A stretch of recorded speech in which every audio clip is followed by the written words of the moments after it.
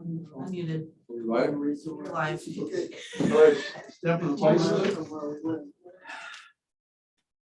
I pledge allegiance to the flag of the United States of America, and to the republic for which it stands, one nation, under God, indivisible, with liberty and justice for all.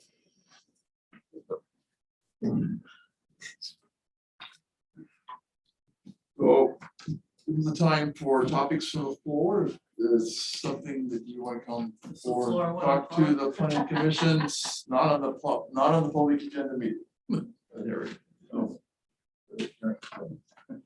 Okay.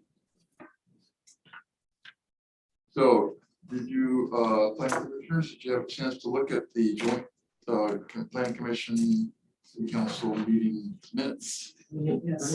We accept them. Second. All good? Looks like I need to sign something. Let's do that right now.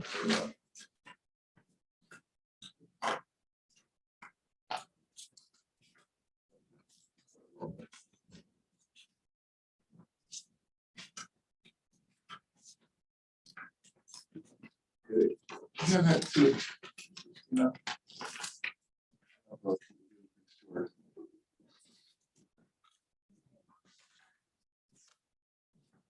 Yeah, what the planning commission Move we accept those. from March 16th. You have a second? All in favor? Aye. Stand since I were. Okay.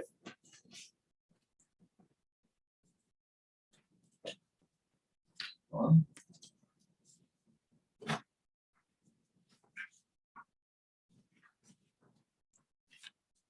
All right. Planning commission annual report to council. Sure. So you have the draft memo for that. This is the format we've used for a long time. It kind of summarizes the past year's activity.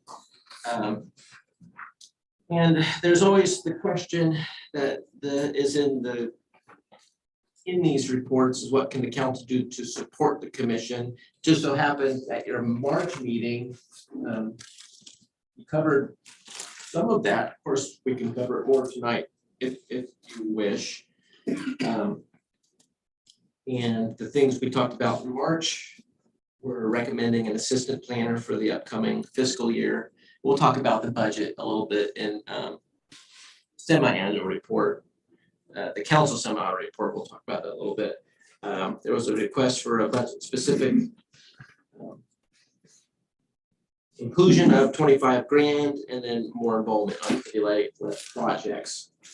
So one question for discussion is if there's any more the commission feels should be discussed with the council on that. So if that feel like that covers it. I would note that well, the budget meeting is Thursday, so that's right around the corner. And asking for money without a target is probably not going to be successful. Well, this request was put in too late to include in the planning budget request. But the idea is the strategic plan, the 2-year strategic plan informs the activities that are being looked at in the next 2 years, as well as the budget. What do you mean by target? The strategic, well, it talks about the types of tasks that we're wanting to do in the next 2 years. And the strategic plan has been adopted. I do have a copy of it if we want to talk about it in the context of the other things. Or now, actually, if you would like. Is that part of the memorandum for the report to council? Yes.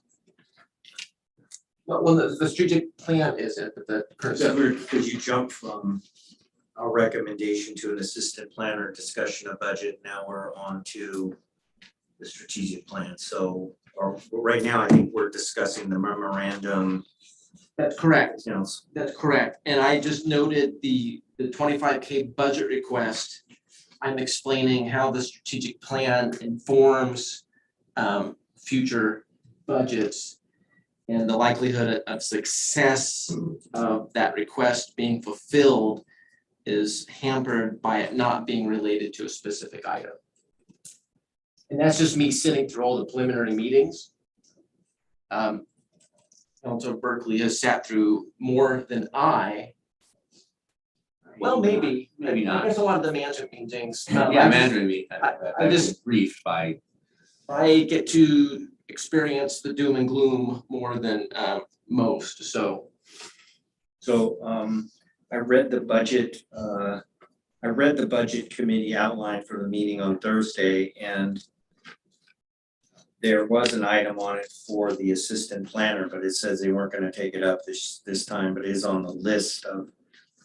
Yeah, so that's a success. It's finally on the list Right. so that's great. Yeah. That is forward trajectory. But given that there's 17 positions on the wish list, Right. and they're probably gonna be fighting over police officers versus youth librarian. Yeah, which doesn't have to be necessarily a one or the other. So even if things are not in the proposed budget, I think Jacob said, so the third planner is not in the proposed budget. The way it functions is that the budget committee, members of the budget committee can propose amendments or changes to the budget. So potentially an item like that could be put in. I don't think it's likely, but again, it's a proposed budget. And part of the purpose of the budget committee meeting then is to review that. And budget committee members have the opportunity to propose changes and amendments. But I do think there's been more public, this is the more public outreach to the council concerning the youth librarian and many topics, and particularly the budget. So I do anticipate there will be that discussion, and it doesn't necessarily have to be 2 police officers or a youth librarian, perhaps some way through abracadabra or whatever, end up being both. So anyway, I'm just trying to say it's a proposed budget, not settled until the budget committee votes to approve it and to send it on to the city council for final approval.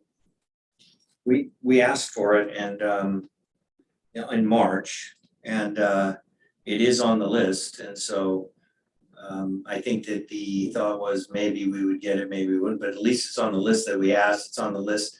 So things could change, and then next year's budget say, look, we asked for last year, we didn't get, we'd like it again this year.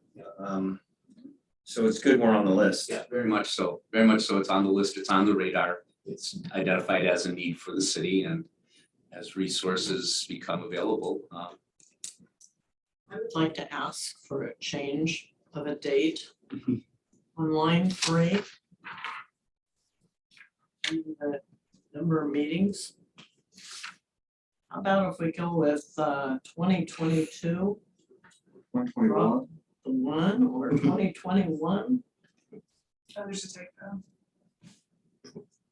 It has 2022-1. Got it. I see that. Good catch. So this could be something better. I'm kind of jumping to this spot, Jacob, because you brought it up and we're starting at lunch item last.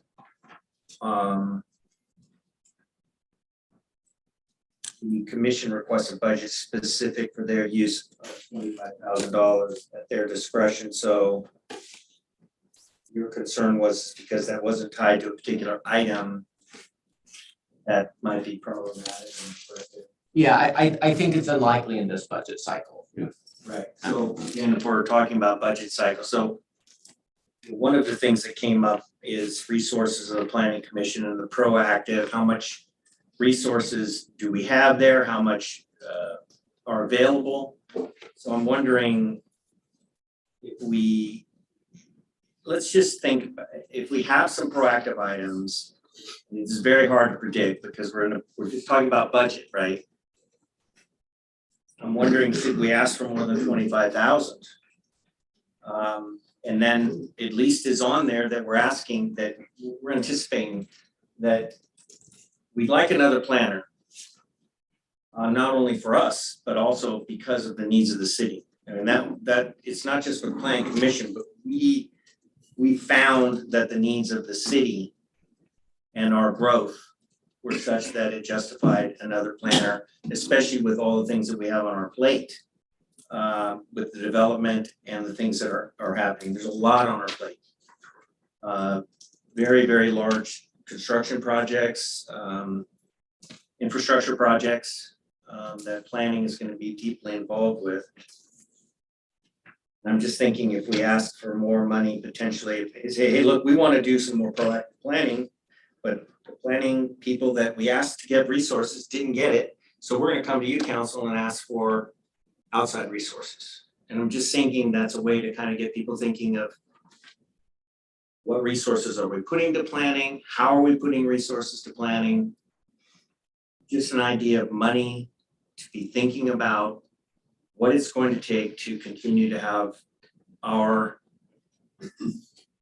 planning people have the proper resources to do the job they're being asked to do. Well, that's just a discussion point, whether that, if you think that number potentially should be higher. Well, it'll depend. So for example, one of the things on the strategic plan is a updated economic opportunities analysis. That's where we look at our employment lands to see if we have the right mix and to make any changes. The one we have now is pretty old and dated. And it'd be good to have an update.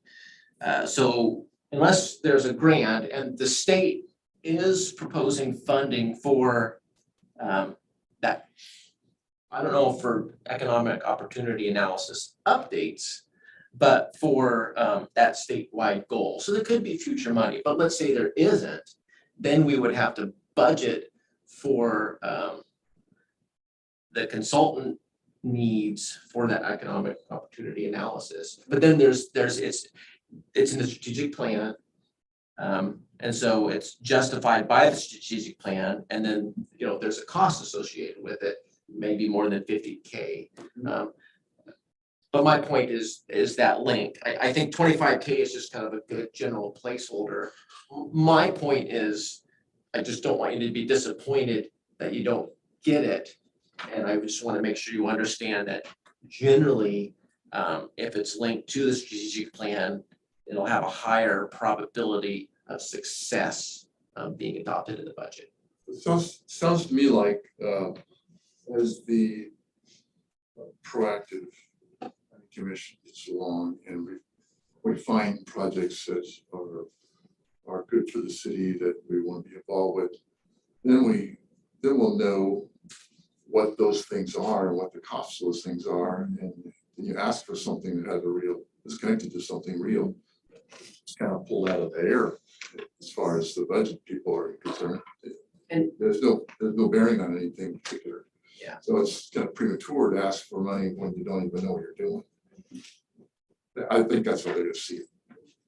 so for the purposes of this annual report to the council, you know, we can keep that as it is because that was what was discussed in March, but this is an opportunity to revise it if so desired. Could be just, well, we would like budget specific inclusion as needed in the future. Just more. What do you anticipate this economic analysis? Can you just, if we already discussed this, is this something that, what is the economic analysis that is being done potentially? What that is so that looks at your employment lands, your commercial and industrial lands. And it's kind of the other side of the coin from our housing needs analysis. So the housing needs analysis looks at your, all your land in the urban growth boundary constraints and zoning. And do you have enough supply for the planning period? So that's residential. We did that recently. We're shown to have enough supply in the planning period. So the economic opportunities analysis looks at your employment lands. Do you have sufficient employment lands? As well as what about your balance of industrial versus commercial? So, for example, when we are making zone change decisions and someone has an industrial piece of land and they want to change it to residential, we have current studies to say whether or not we're shooting ourselves in the foot from an employment land standpoint versus housing need. So it's a tool to make the right decisions, basically. Okay, so one of the, economic viability is one of the things that I was thinking of potentially being a potential proactive item, and it sounds like it's potentially gonna fit within, of course, with the procedures and everything else, but it's gonna fit within some thought about the strategic plan. One of the ideas was that we have something that didn't exist 2 years ago. And that is this massive amount of people that can work from anywhere. Before, very, very small percentage of the economy were people that could work from anywhere. And pretty much you had to have a place for people to work in order to build. You had a factory, people came to the factory. You had job locations were very important to employment. That dynamic has changed dramatically. And I do think it's very important to study we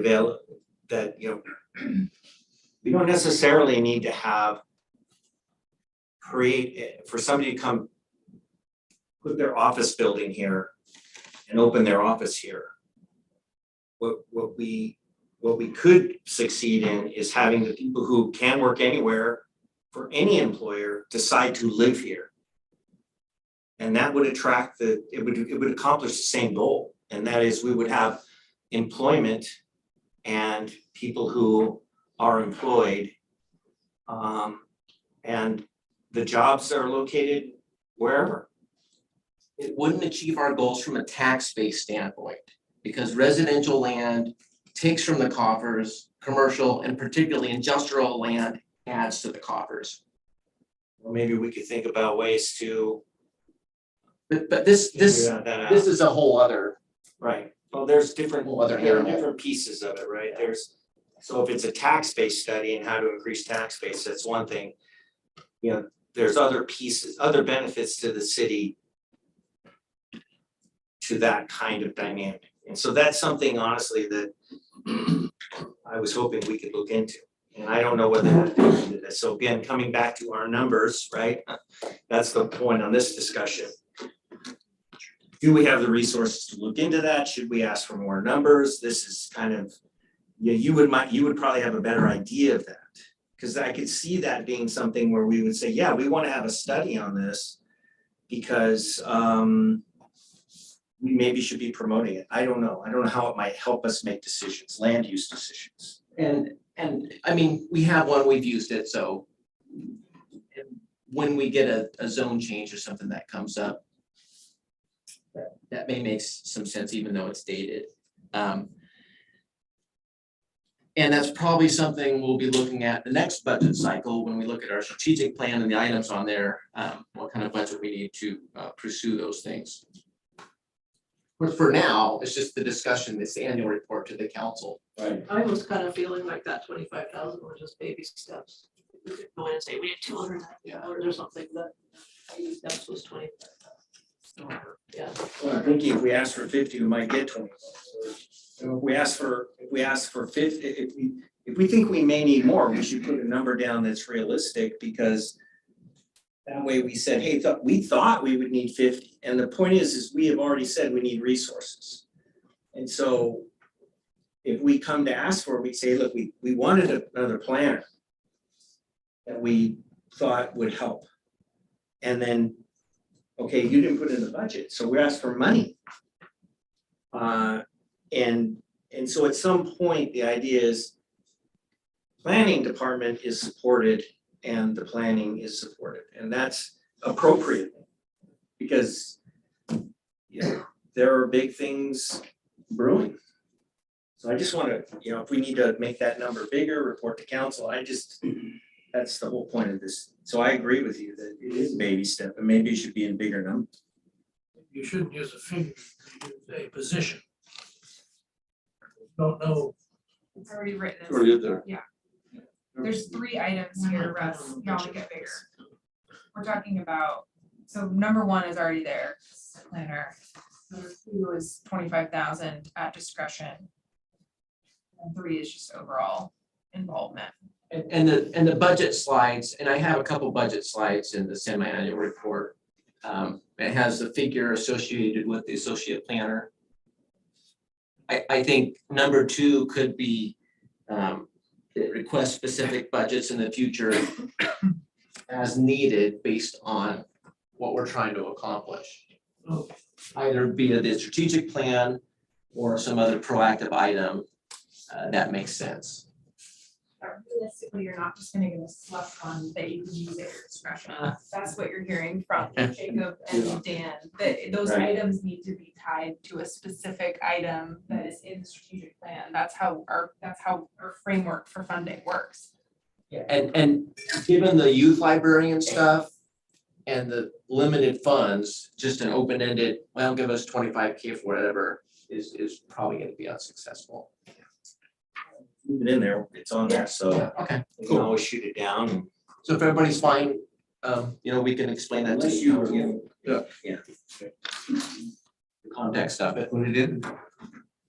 And we learned and we'll do something different next year. It's something we have identified that has. So if you're happy with those items, that's what we can talk to the council about in June. Do that. And the planning director decisions, I don't know if council wants to comment on this, but I think generally it's been working out well. I mean, we get the email and it seems like the planning director decisions are well reasoned. I haven't felt the need to say I'd like to put this on the agenda. So I think this bullet point is something that I'm observing is working. As far as function. I've read those decisions and read them, and it seems very much in line. And some of them are denied, so. I don't know if anybody is uncomfortable with how it's going along, but I think it's, my opinion is going well. And that's the you get you get the email so you can look at it. And it's kind of, that's the check and balance, like, well, planner, I'm not sure about this. It gives you the opportunity to discuss it. For that last year's, all of last year, 41, so we're on track to exceed that probably this year if we're already at 28. Well, the year is from, it's for when we reported last. And so it is a slightly lower number, which is, that's kind of been the trend. The numbers though, the magnitude of the projects, it doesn't reflect that or the city projects. But it's interesting to see the number comparison. Everything else is pretty even from last year. Well, except for architectural review, we didn't have any of those.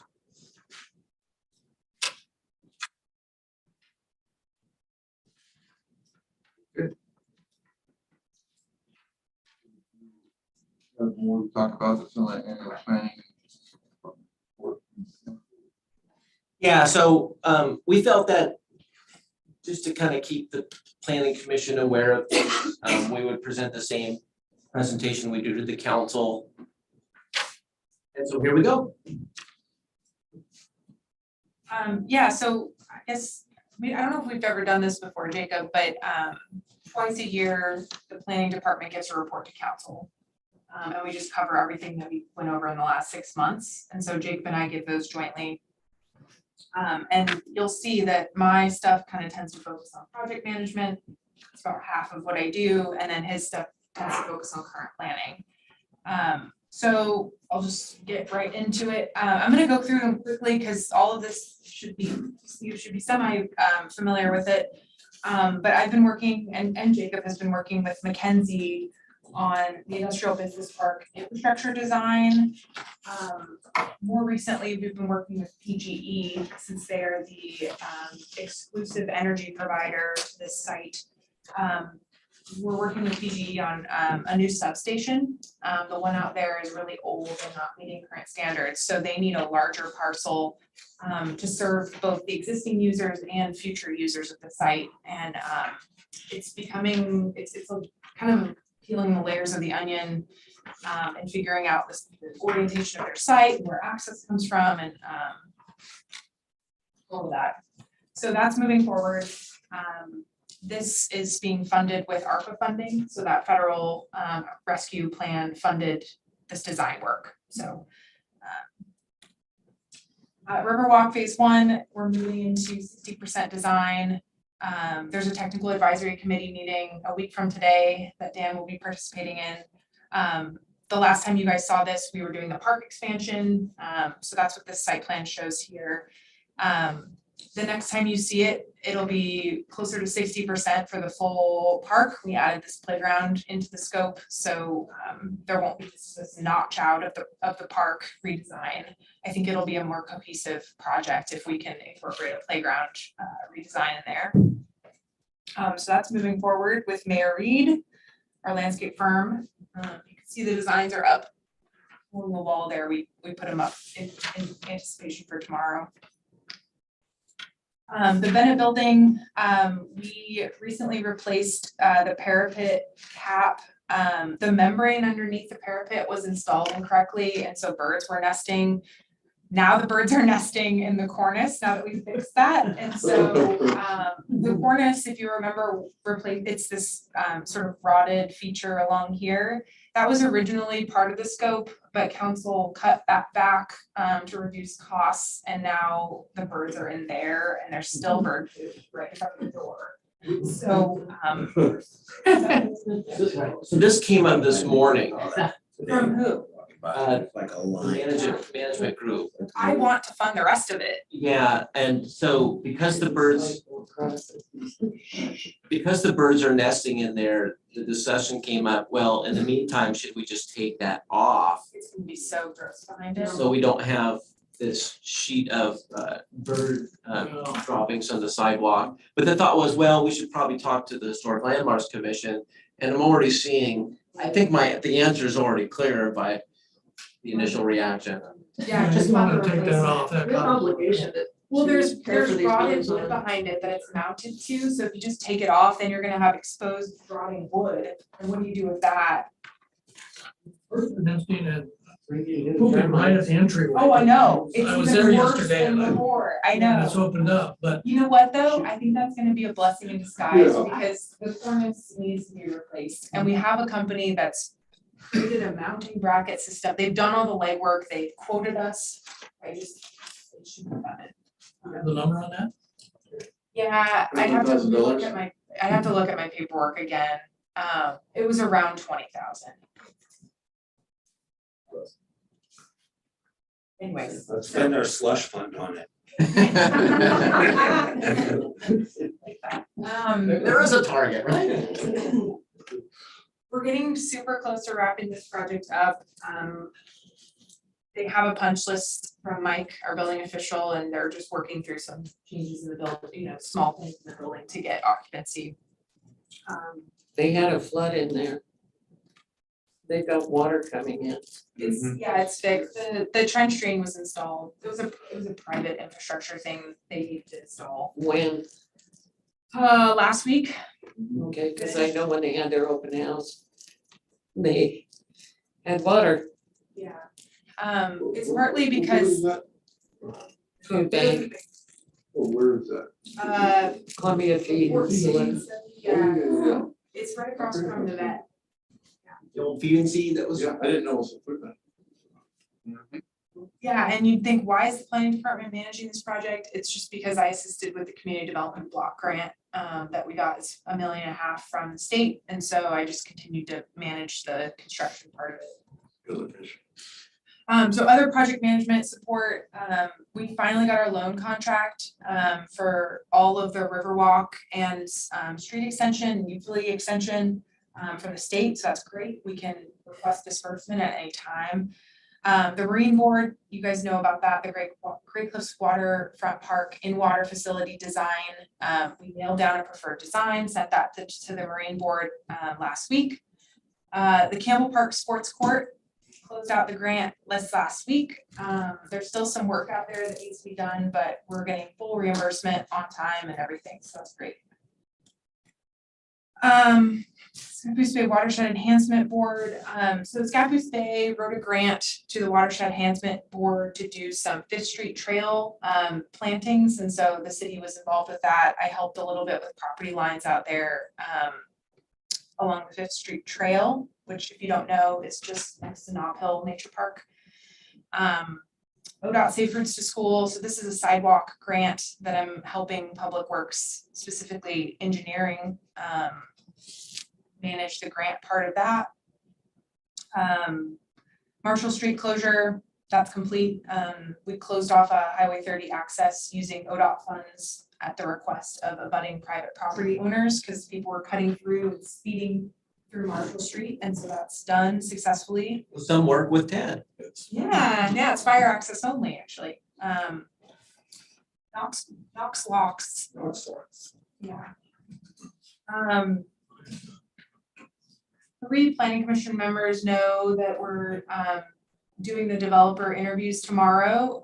So I assisted in preparing that whole process and organizing with the developer interviews. Yeah, Will there be opportunities for questions? there will. I think John is going to prepare some questions if there are none, but I think we will open it up for the selection committee to ask questions. Russ and Jennifer and I have talked about Yeah. providing several questions. Sure, yeah. I mean, I think there's a lot of people on the committee. 15 people, I think. We're narrowing it to 3 apiece, so. Yeah, that's a lot. Especially considering council's there and may have questions too.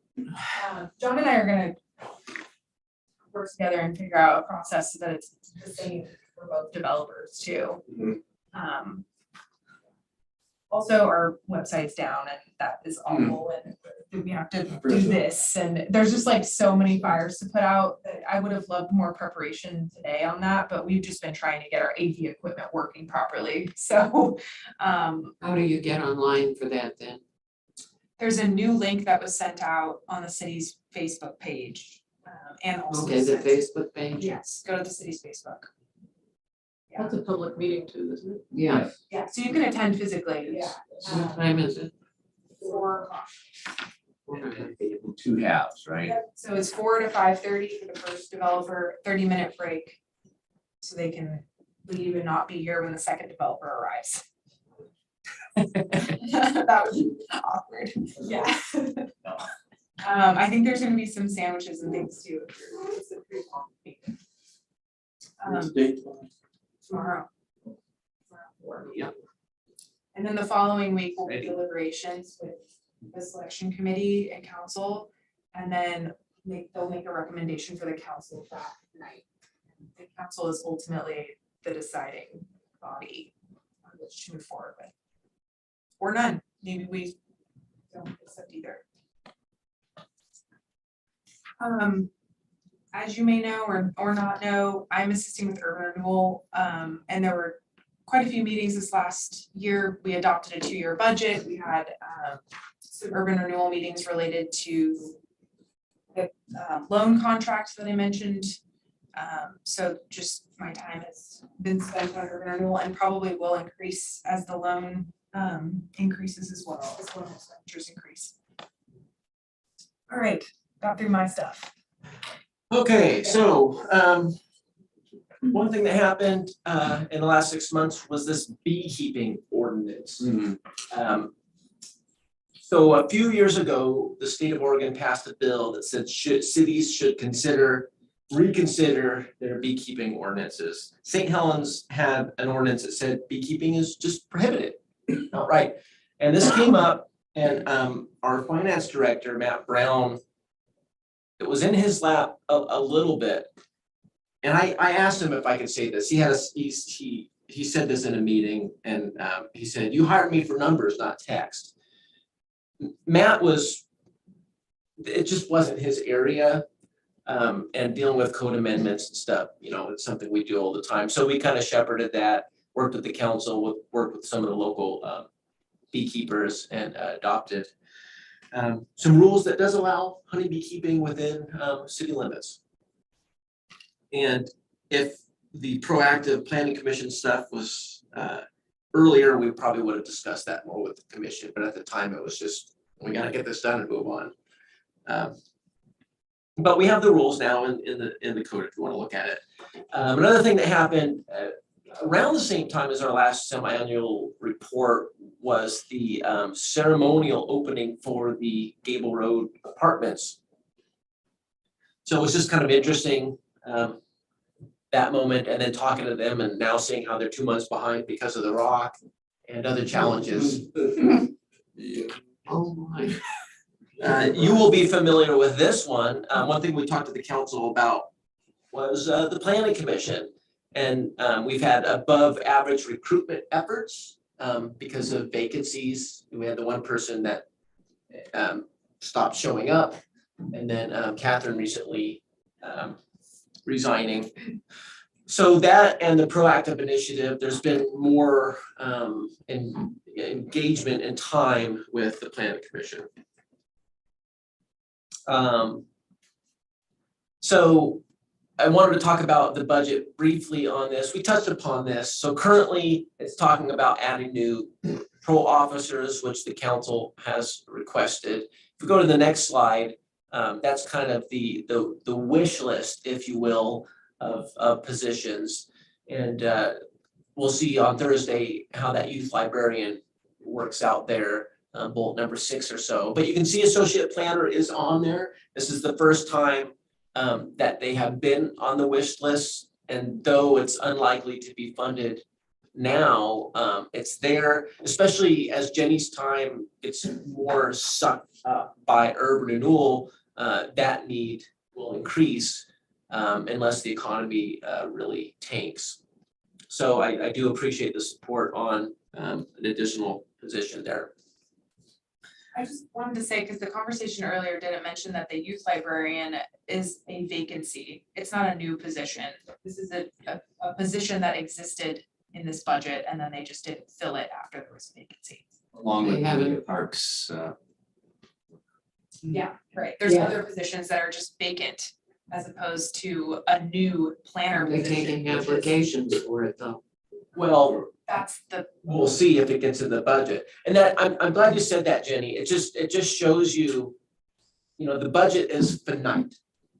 Well- And the fact that there wasn't someone occupying that position at the time, which made it convenient to, well, let's see how the numbers work, because you're not cutting someone who's actually employed.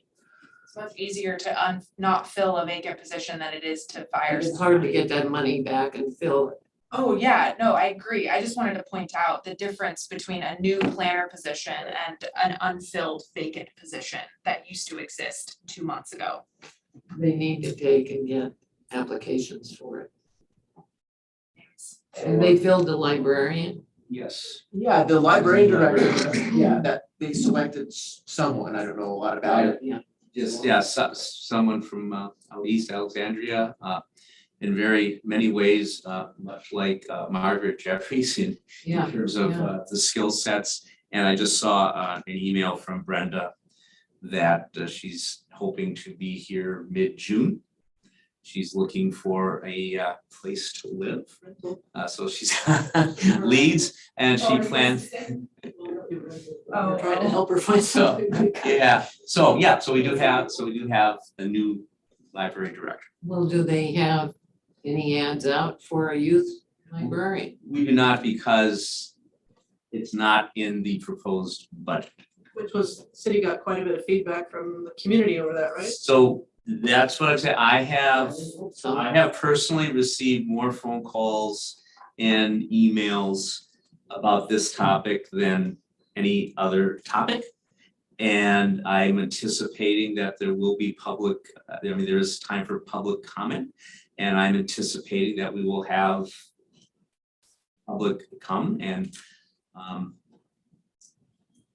This Thursday. I'm hearing a message loud and clear, but again, will be a 10-person budget committee recommendation. Many moons ago, the library budget was $5,000.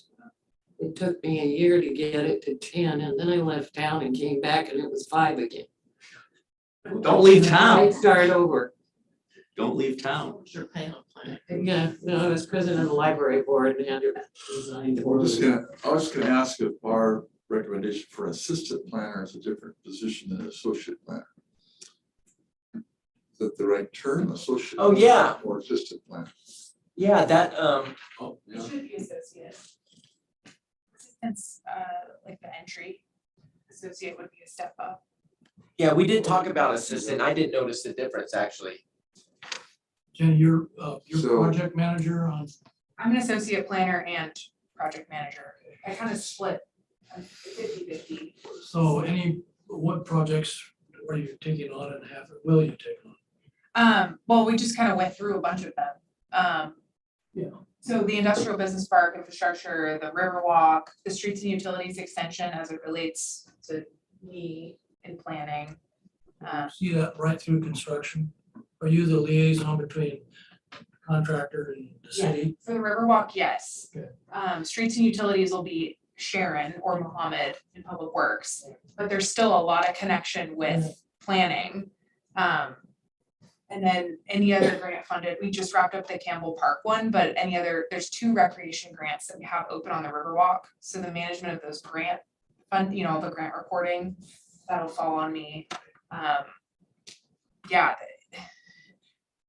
It's a lot of recreation projects, I would say, mostly, like parks and recreation stuff. So it's just one clarity on this assistant or associate planner that we're recommending. We're saying, oh, it got on there, but we said assistant planner. Associate planner is better. Sometimes in advertisements, you'll see a range. I see that a lot where it's based on qualifications, especially with, the labor market as it is. I think You're we fishing should- for I think someone. we should amend our first recommendation to associate instead of assistant. Yeah, That's what I'm trying to say. Is that why your hand was up, Steve?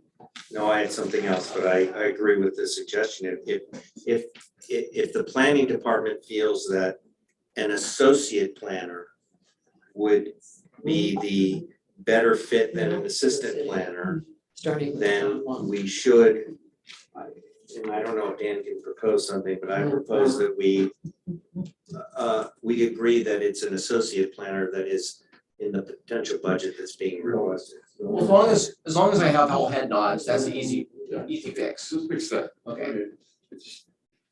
All nods, good. Positions matter, the Yeah. names matter. The reason why my hand is up, and it's sort of segueing off of some of the things that Russ was saying, is that we have a lot on our plates. We've got a very large sewer revitalization, not revitalization, but I don't know what, I don't want to say the wrong word, but we need to do something with the sewer system.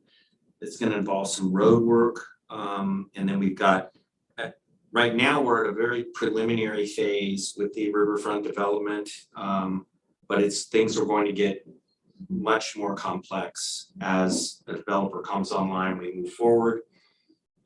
And then there's all the other things that are normally going on. So I think we are going to need to be able to make a very strong case for more resources and planning so that we can continue to deliver the types of services that the people expect of us, expect of our department. And so today may not be the best time to discuss it, but I do think we should probably start planning for the case to be made to the council why it is that this is a resource that is going to protect the public, it's going to protect the public interest. We've got grant writing going on, we've got project management going on, we've got all the things on your plate, and grant writing is very important. And then everything that Jacob is doing. And at some point, there's only just so much of the two people can do or department can do it. So getting one more person, making that case, I think is gonna be important for the city. And a lot of times what suffers is customer service, And that's. which is vital. Because that's, if you have poor customer service, one person has a bad situation, the city's a bunch of POSs for the rest of their life.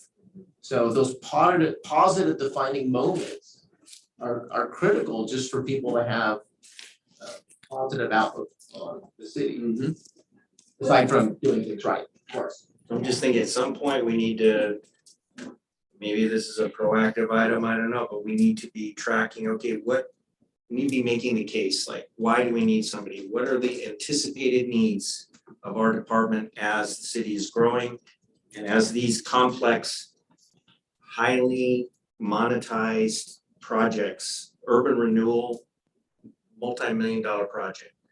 The sewer, multi-million-dollar project. The police station, multi-million-dollar project. St. Helens Industrial Park at large. Multi-million-dollar project. And so we have a lot of balls in the air and we need to make sure that we're touching the bases in the appropriate way.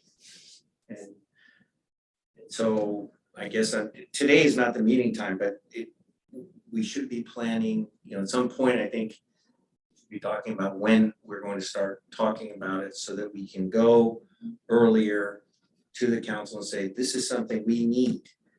So that if it's not gonna be in this year's budget, it's gonna be in next year's budget. Yeah, I also want to point out that 2 of these are temporary positions that have funding limited based on ARPA funding. So there's the makerspace tech and the admin assistant at Parks and Rec that both have terms that end coming up, and the city needs to make decisions in those future budget cycles if they're gonna fund that out of the general fund, which is where everything else comes from, or if those are just gonna, end.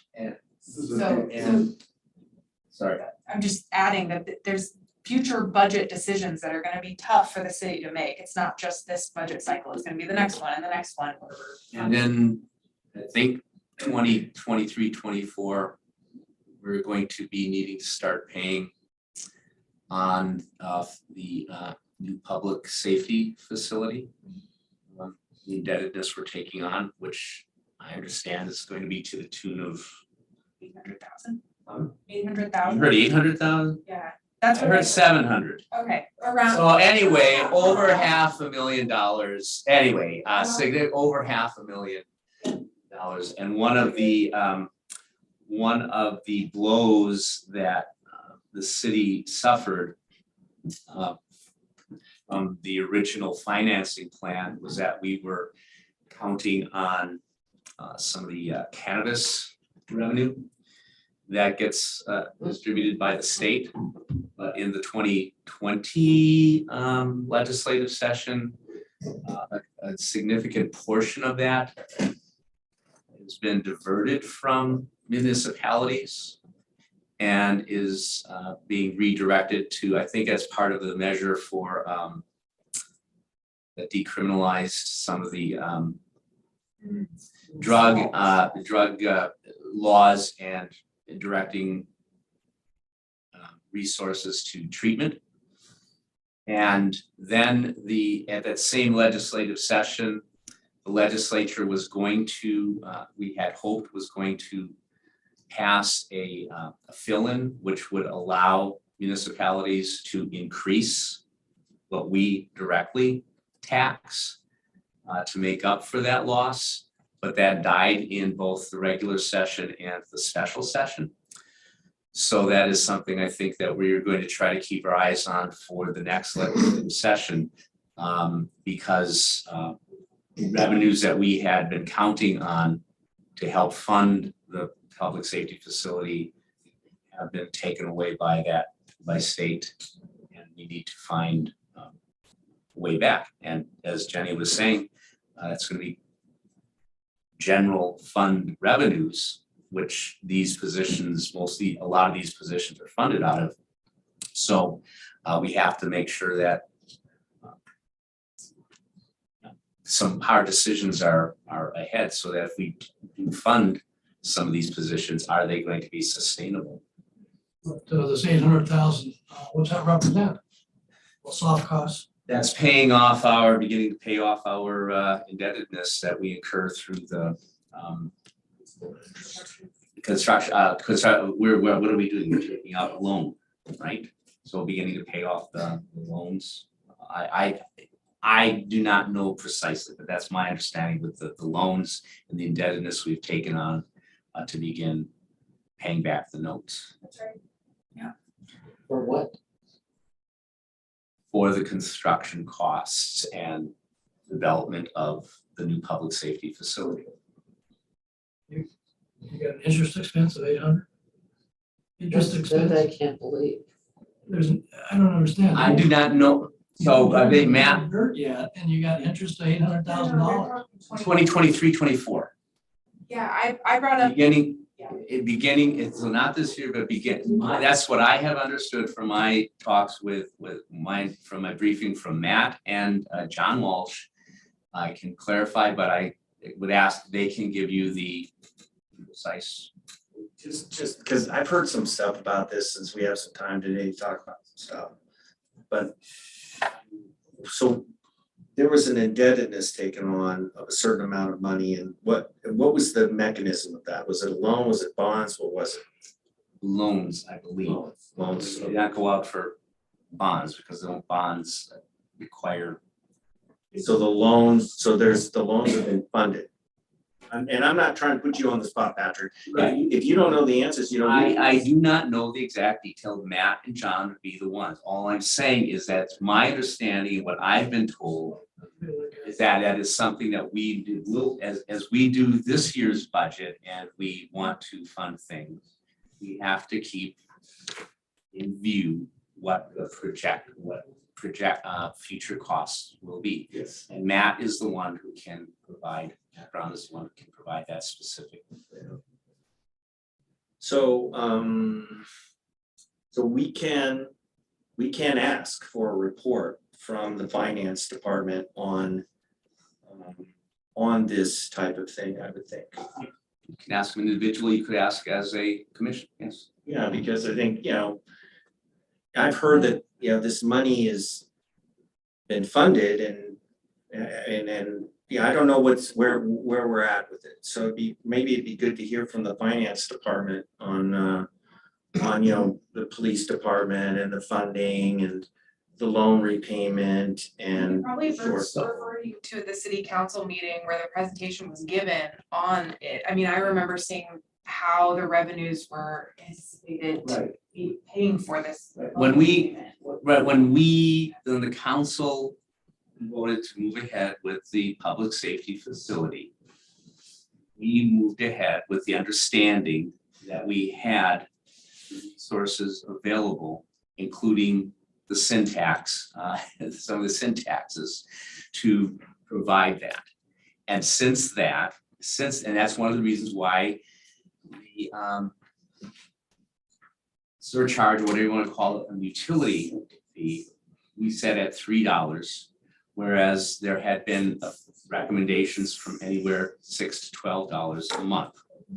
We set it at $3 with the understanding that various sources like the cannabis tax revenues would make up a great majority, if not all, of the rest of the expenses.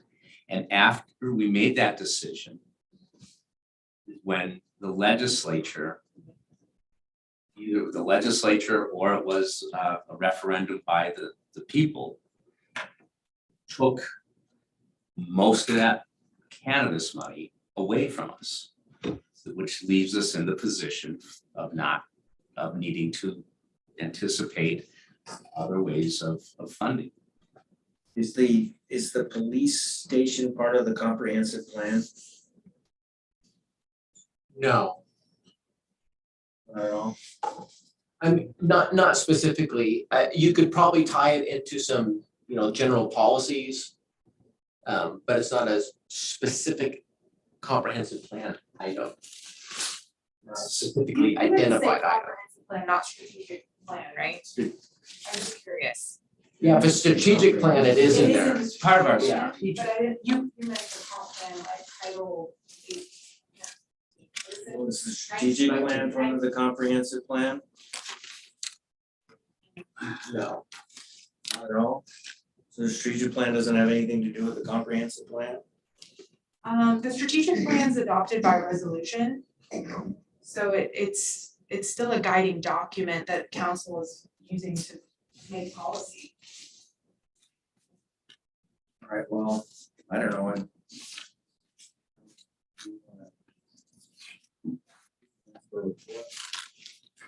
Now, you will be presented with the public safety facility because it requires a conditional use permit. This is the body that approves conditional use permits. Of course, that's the land use hearing and requirements. We could request part of that include the financing of it. Not only the financing, but the cost to meet and the expense for being in the. I don't wanna revisit that. I don't wanna read that kind of stuff. I just.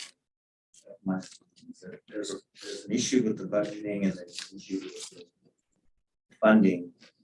That's something that we wanna ask about. I don't wanna go back and start revisiting the decisions that have been made in that regard. That's my opinion. Yeah, well, we kind of have to as part of the conditional use permit. Oh, we did, Yeah, but that's not before us right now. that's correct. What's coming up is this budgeting issue, and we're talking about budgets, and we're talking about planning, and then we've got the shortfall on the marijuana money, and so the question is, we want to ask questions about the financing of this thing, and we want to ask that, or do we want to table it, we'll come back to it. It sounds like the cannabis money issue is not is budget anyway.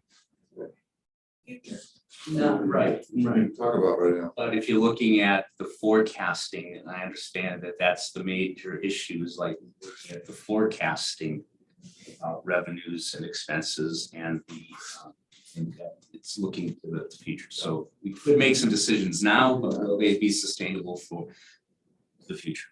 When will we see the conditional use? Probably this summer. It's ongoing right now. So they'll come up with the final plan and everything. Yeah, Yeah. we've been massaging that. In fact, yeah, there's a slide. There's a slide on that. So, Item, if we can get well, to one more thing I want to mention on this. So as you know, we recently adopted a storm sewer, sanitary sewer, and water master plan. Those plans had recommendations for additional public works engineering staff for maintenance of facilities. Those positions are on the wish list, not the funded list. So just to understand this quagmire of need and desire and how fun and exciting it is this budget cycle and will continue to be. So this is the wish list. yeah, that's, What's the wish Okay. list? Those positions aren't even on here. Is this typical scenario? to have the wish list. I think this is the first year that I recall having the wish list. Of course, I'm paying more attention to it because the planner position's on there. Correct. I don't ever recall seeing, there's things in this current budget document that I think Matt has put in that is more clear than had been in previous years when I was on the budget committee or even last year. So I think this is transparent. So I think we beat up that slide pretty good. Yeah, let's move on to something more. You have more about your. Yeah, so of course, we have the aerial imagery update and our planimetric data. I was getting really nervous about our cloudy, rainy days. And we finally had a Thursday in early April that it was sunny and they were able to finally get the shots. So that is on schedule. What scale? Negative or whatever. How close, were they real low flying, nice low flying images? Well, they did a couple flights. They did the LiDAR flight. And then there's the aerial flight. And I don't know what the difference is in elevation when they do that. Jacob, didn't we pick, GeoTerra was the company that had the better resolution for the aerials, right? Yeah. So I mean, it's gonna be night and day with what we have. Yeah, we're dealing with aerial imagery from 2009, planimetric data, which is just like street lines and stuff that's even older. So, yeah, it's gonna be, we're in a Ford Pinto, we're gonna be back in a Cadillac for a while. Hey. Sounds good. Okay, Imagine if there be a used Cadillac. and thankfully, the 100,000 for that project was in last year's budget. Kind of this year's budget, I don't even wanna think about that. SDCs, utility rates, that's something I helped our engineering, public works administration team with, and I've never been more involved than I have this year on that. And the skull and crossbones is for Russ's benefit. It's, you know, system development charges, it's not a fun topic. But the reality is what it is. So anyways, we worked on that. Drive business away. Yeah, and system development charges funds growth and utility rates funds maintenance. And there's pros and cons in capital, yeah. Old pictures. Beyond. These are old pictures. You probably remember this. At least the one on the left is old. This is one of our more epic right-of-way vacation endeavors. And I have this up here because it's on our docket to consider connecting River Street to Second Street. It's a hole with one way in, one way out. I'm sure this is the type of thing that our fire marshal likes to see, having another way out. And the other thing that this does is it would provide more street parking as Sand Island becomes more of a thing, as Great Cliffs Park becomes more of a thing with the in-water amenities that we've discussed. Parking in this limited area will become more important. So that discussion is another thing on strategic plan that we. So you've given up on Y Street going down, Yeah. which was the initial plan? No, this is, north is, district, east, north is that way, so this is. Yeah. It's not on Wyeth itself. Where it goes down from Second Street. Yeah, that's on a city property adjacent to Wyeth. So if you wanna call it Wyeth, it's basically. Well, the they same. were calling it white when we were working with it, and it was gonna go straight down. By the RV park. So this, And come out. this is comparable. This is a updated version that our current engineering staff has worked on based on the conversation. It is very much preliminary and will continue to evolve. right, so Some more fill, Yes, more fill will be necessary. more fill and more goats. I don't know about the goats, if we need the goats back, but more fill, certainly. Goats were quick. We need a herd of goats. They came in, they were there a week and cleared it all Oh, out. yeah, no, I remember the goats. We changed our animal ordinances to allow those goats. Everybody was upset that there wasn't enough acreage. God trail. Goats, I- They weren't in this. City needs a The next one. Yeah. It's funny. The good stuff and the bad stuff. Okay. So, yeah, I have a question on that, just, I mean, are alternatives being explored for? It looks like we're thinking about building a road behind the storage units. In the public right of way, where roads go, yes. There is public right of way and city owned property. That's, Yes. that those linkages are in public right of way and city owned property. Yes, here, I'll zoom in again. Right, and then what about the land that's adjacent to the trailers up there? Is that also public or is that private? That is public right of way, and the design of that RV park expansion included conditions. And it contemplated that street going through. Right. And some of those conditions aren't quite being met, but that was put in place on there. So when the street does go through, we can impose those to make sure public safety, health, safety and welfare is fulfilled. Who owns the RV park? Brad Hendrickson, St. Helens Marina. Those five are owned? Yes, he owns all of them in that. That is area. a public street in front of that. Yes, that's correct. Just to close. The road that goes up to those RV parks and a substantial part of the asphalt in front of them is public right of way. Right, but when I see his dotted lines that look like the new road, that's the best route for it. Behind the storage, So will traffic go around the RVs and then access that back area? Yes. That's where the right of way Isn't the is. idea to put more parking back there? Street parking, yes. Yeah, that's why this is getting developed. I thought what do we do? We vacate part of that for. A little bit was vacated. The picture on the left illustrates that. The yellow line Okay. is the old right of way.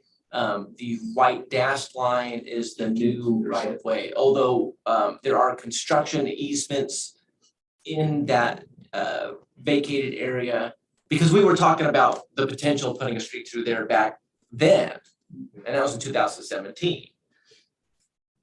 So it's just a continuation of that stuff. I know it's early, but do you have any idea how many parking spaces it will create? This says 9 parallel. Yeah, there was a discussion about angled versus parallel there. So it looks like 20 are in this preliminary sketch, 20 parallel spaces. But again, this is subject to change. They're waiting on better survey data. He didn't have good topo lines, so the GeoTerra update that we just talked about with the LiDAR will inform this project. The city can build it. So, Yeah, but it needed. also budget, right? Like, we want, gotta balance the budget with the project costs. So we prepared some of these preliminary designs to have a conversation with Brad Hendrickson, the owner. And to keep the discussion going. So so the line that's parallel to Wyeth, I guess, that's the one that comes off of Second. Is that a, and then to the left of from my point, does the city own that property too? No, to the left of that is the Thanksgiving house. We do not own, That's the house, okay. yeah. This is the city owned. But we own, there's a lot there that the city owns because there's a storm drain, a major storm drain that went through there. And we didn't want to fill it several years ago because that storm drain being major needed to be replaced. And we didn't want to put burden on it in case it failed. And if that failed, oh man, that would be really something. But luckily it didn't, and it's replaced. And so we can talk about putting fill on there once again. So the jog down or where it goes to my left, is that unimproved First Street then, the bottom part of it? Yeah, it's kind of an extension of those people's yards, Driveway. and I'm sure they will show up at meetings when the dialogue is further. Actually, what did you say? I think people have developed those sections of their. There's some sheds. Yeah, there's some sheds, there's some driveway improvements. And Which is not On uncommon. the right of way. yeah. And this discussion of lighting in that area needs to be appropriate. I don't care if it's dark or not, but with us, it's gonna Lighting standards. Lighting will be Well, important. It's gonna be appropriate to putting that kind of thing in a residential neighborhood development type thing, so. Yeah, I think our engineering department was talking about putting high energy strobe lights. Okay, good. 360s? Yeah. Yeah, 360s? Yeah, So good. that it's like a party, it's Crystal a balls. perpetual party feel That's for the good. nearby residents. Every other one will be a ball that. Press the button and then have it, music can come out. Yeah. That'd be Yeah, some good. Green I've always hoped that when that got developed, that the ADA compliant trail sloped appropriately to get down to the waterfront from Second. A pedestrian path. Yes. Yeah, but I that's too agree. steep. I don't know. Well, if a road can go there, I can mean, you it just, walk it? I mean, that's just a question. I think there's. Well, 1 and 12 though is your ADA, so that's a lot of elevation to make. Well, you just have to go I'm asking further a up. question. I don't know what that means. Like in the river, and then go down. There should be like a sidewalk, I definitely. think you could have a sloping from the end of the trail coming down from the bluff. Now the turnaround. You could go along that bank and at least get some of that height down a little bit there. So it comes down to where the trail from Second could hit the base of that trail from the bluff. And they kind of keep coming around the corner. I don't know what the slopes are like as far as Yeah. drop is. You have to engineer that, but. Yeah. Fortunately, he's also a traffic, his background is in transportation, so. We just want to keep that in, we'll keep it in mind. That should happen. You could do a nice loop. Yeah, it connects to Godfrey. And people, It's just so, like- It's also in the trails plan. It's Well, a point it out. proposed trails, has been met. Right, my hand, Or just, keep on. we want to get down to the special boat launch area with your wheelchairs. Behind the wheelchair, I do it. Well, you know, This is a lot more interactive than the council. I think, Yeah, sure. Well, there's a planning commission. I do think that Dan's point is well taken, and that is that the public access is big to the river, and that's what the public wants as part of our riverfront project. Public wants access to the river, and, you know, sidewalks. If we're gonna build something, it definitely needs to have sidewalks. and- Sidewalks are depicted on here. Okay. Yeah, that's what the chart. The trail's already in the master plan. We wouldn't, yeah. Got it. Yeah. Heard ya. Oh yeah, code enforcement. So this is always fun, not something we talk about. This was a more significant code enforcement case for me in the last 6 months. So it starts with the story of the real deal.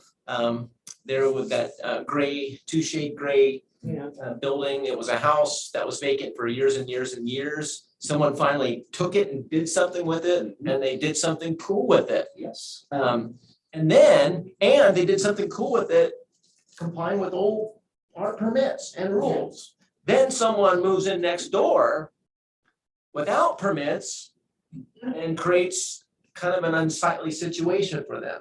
So then, of course, we get a call and like, uh-oh. So I wanted to talk about this just to emphasize, sometimes this enforcement stuff is just a huge time sink. And it's good when there's a success at the end, like in this case. So the tenant who works on vehicles and makes food trucks and stuff lives somewhere in Gresham. The landowner is not local. And so, getting a hold of them and having conversations with them took some effort. But we finally, were able to get a hold of them, let them know what the issue was. The tenant, we gotta feed my kids, all that kind of stuff. And then while that was going on, at least towards the end, you can see some of those photos are 2019.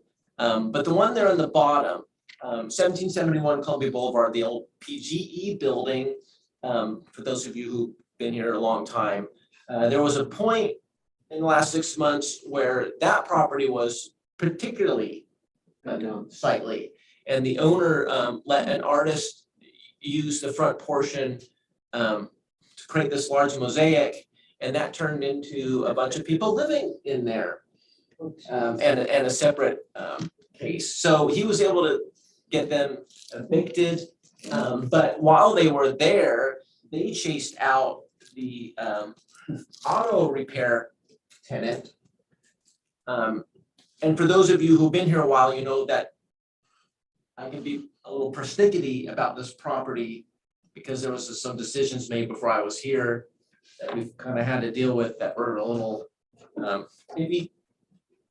But so they left this person tenant here, well, hey, look, you do this, there's this site that has this use already established, you could move in here. And that's what he ended up doing. So we're able to resolve the enforcement case, get this other property into compliance, and mission accomplished. Got a land use permit too, because it was just one. Yeah, it was just Great. connecting people, having conversations. And at another enforcement case, which I didn't take pictures of, it was a shed, they never complained. I was in the courtroom 3 times over this stupid shed. Just, sometimes it takes a lot of time. That got abated, although the complaints are coming back, so the fun never ends. So let's talk about current planning. I always like to show some before and after pictures because one of the things we have as planners is a front row seat to the city developing and changing over time. And this is curb and metalwork. So here's the before image and here is the after image. And one thing that I really recall in talking to these folks, I think they live in Scappoose, they wanted to find someplace local. Their shop was in Portland, and they noted how Portland was untenable. They wanted to get out of Dodge, and they were good to work with. So that's a site there. Of course, our residential development continues. Here's a photo from 2014. This is the Elkridge subdivision off Hankey Road, one we've talked about a lot. And even those challenging lots there, we'll look at a map next pretty soon to show some of the challenge. But even there, even those are getting built out. And note the remnants of the big snow that we had. So talking about Elk Ridge, those lots are 1 through 7 there on the bottom. And if you notice that little notch taken out of them compared to the other ones, that was because of an old landfill. DEQ wanted them to do that. And if you look at the top, there's another landfill cell there. It's largely within a Bonneville Power Administration easement, which is defined by that light green shading. And in the planning director decisions, you may have noticed a lot line adjustment to bring that BPA cell into an open space tract.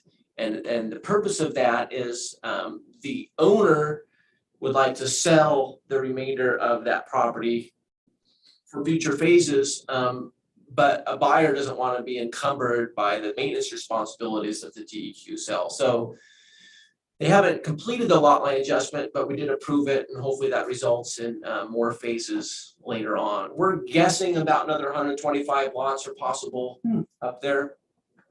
And I don't know if we'll see an application in the next 6 months, but sometime in the future, we're certain to see that.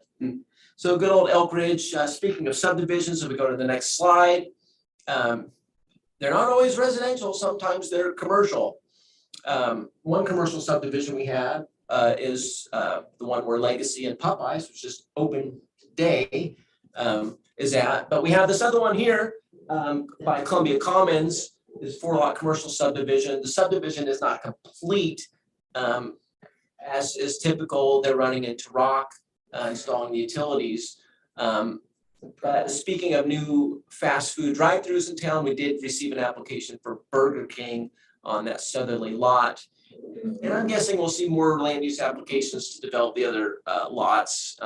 in the next 6 months. Maybe not all 3 of them, but some of them. Comstock property, this is one you should be familiar with because you helped us work on the annexation for that, as well as made a recommendation for access from Bar Avenue to the south, and I have a little insert there in the bottom center.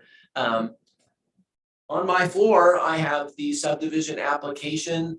I'm guessing you're gonna see this in July. Another subdivision.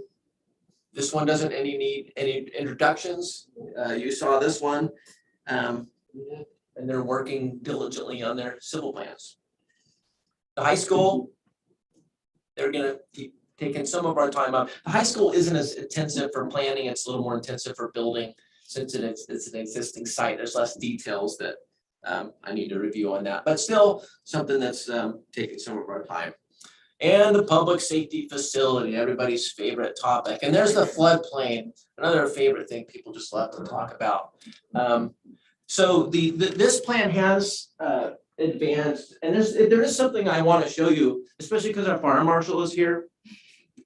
So as we were working on updating design, you know, when we're talking about fire access, there's always a concern about roadblocks. And can emergency vehicles get through? And when I was looking at the floodplain, I'm like, that's interesting. That is a potential roadblock. And so I reached out to Tad, sorry, you get that all the time, I'm sure. About, well, God, what would constitute a blockage for fire personnel? And so the discussion was a certain depth in relation to the axle. And so one thing you notice, so when you get this, we're going to talk about this access point that goes over to 15th or 16th, I can't remember which one it is. And because of in a major flood event, flood waters are anticipated in this area. We had to build in a fire apparatus turnaround into the parking lot. And so that just shows some of the design advancements that have occurred. And this also shows why we needed to vacate the right of way because we're trying to stay away from that 100-year flood. And then there's a rocky bluff here. The building needed to move down a little bit. So we're gonna have to include the right of way at some of this property down there as well. So that is advancing, and you'll see that probably in the next 6 months. Can I ask a question about this? Sure. And this is only just some discussion out in the world. People, you know, talk to me about stuff. Is what percentage of this project is for the police? And then I also hear there's some idea of moving the city offices there. And so I'm wondering when number one, have there been some considerations of dedicating this to the police and then eliminating city offices, especially since it seems like, you know, we're in a cost overrun potential, and I'm just thinking maybe we scale this project back and things like that. So the great majority of the property is solely dedicated to police use. There's a larger part of it, I don't know the portion, which will serve, we're moving the municipal court up there. And the municipal courtroom will serve as new council chambers, but also a room that would be available for other public meetings. And I believe the IT department is being moved up there. But as far as other city offices, that's not going in there. So municipal court, IT, the police department, and by far the majority of the square footage is solely dedicated to police force. Is there gonna be a jail facility there? No, the idea of moving the court there for, I thought it might be for transferring. Well, it's closer, that's closer than, it's closer to the county jail So much of now if it that, requires any transport, but I don't think most of our court cases involve that sort of thing. I don't think municipal does, but a lot of the court cases now are video, So, you volunteer at the courthouse. and the footprint is, I think, been reduced because there had been a space that was going to be multi-use, both available both for police training, but also for community events. And so the footprint has shrunk a bit. And the reason why that multi-use area was reduced is thinking that the court council chambers could serve a similar function for certain events.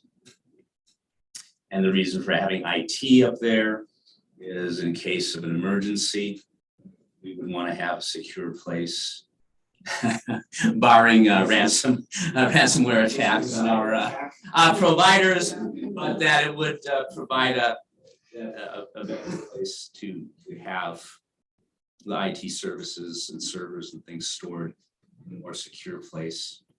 Put it out. Yeah, Jenny and I are bummed about that. Having IT really close, you can just walk outside your office and, yeah, I'm having a problem. It's very convenient. If anybody hasn't toured the current police department, you should. Because you're gonna see the need. Oh, yeah, there's.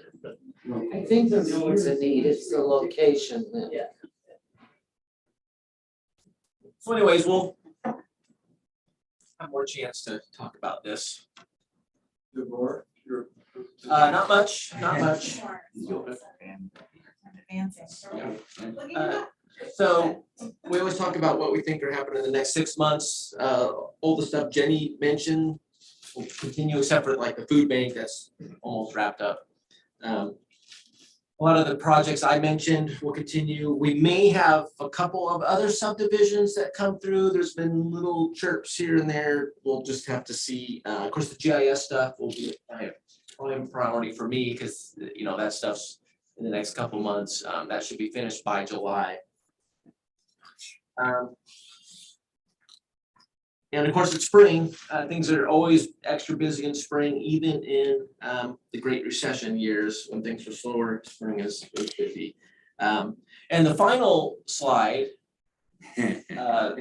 was a kudos to Jenny. So I'll explain this a little bit.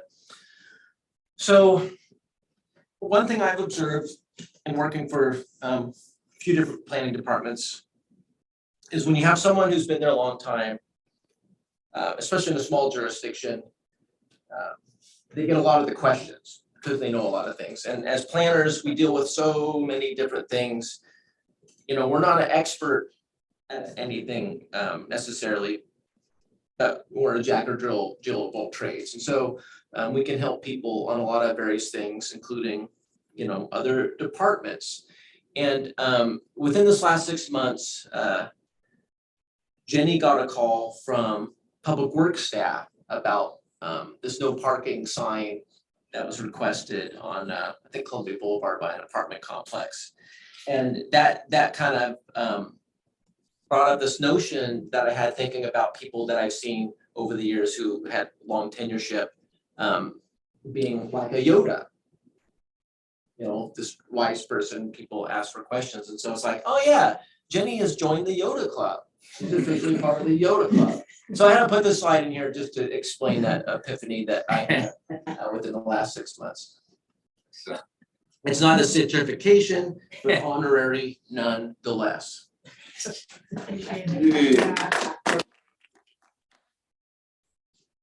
And that's it. Ends with Yoda. Good I'd job, like guys. to have a bottle break. Second.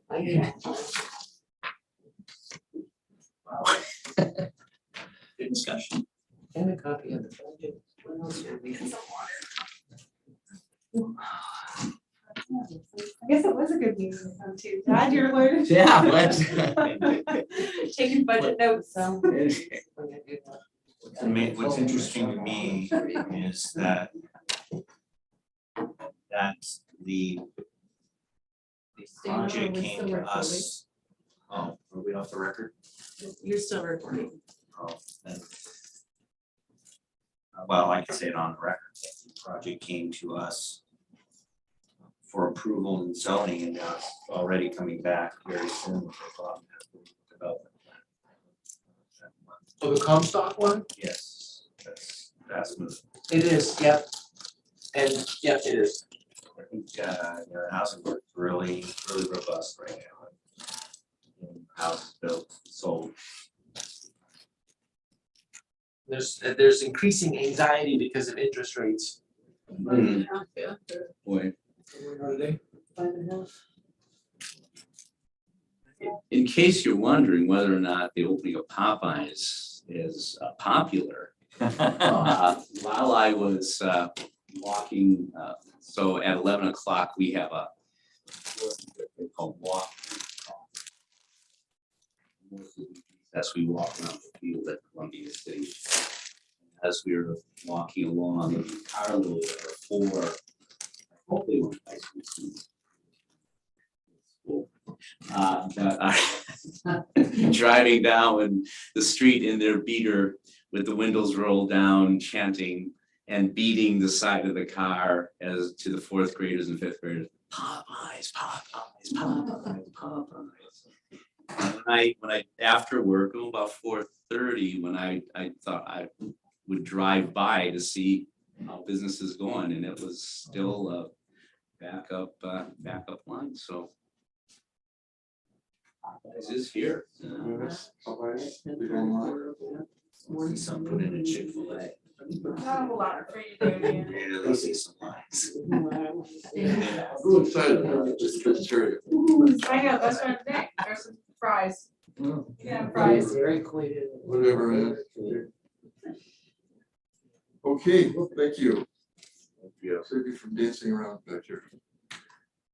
So right of way dedication related to public safety. Yeah, so this is just an FYI. I would have liked to present it to you beforehand, but there was no controversy. It was a very easy public hearing. We kind of talked about vacating it earlier. You wanna show this? I'm just pulling it up. Yeah, that's fine. So the vacated area is shaded in yellow. And the main thing that came out of that is we know that there's some power poles in there that will need to be relocated for some of the parking lot improvements. And because of the type of power lines, the PUD would like a 50-foot easement reserved on the center.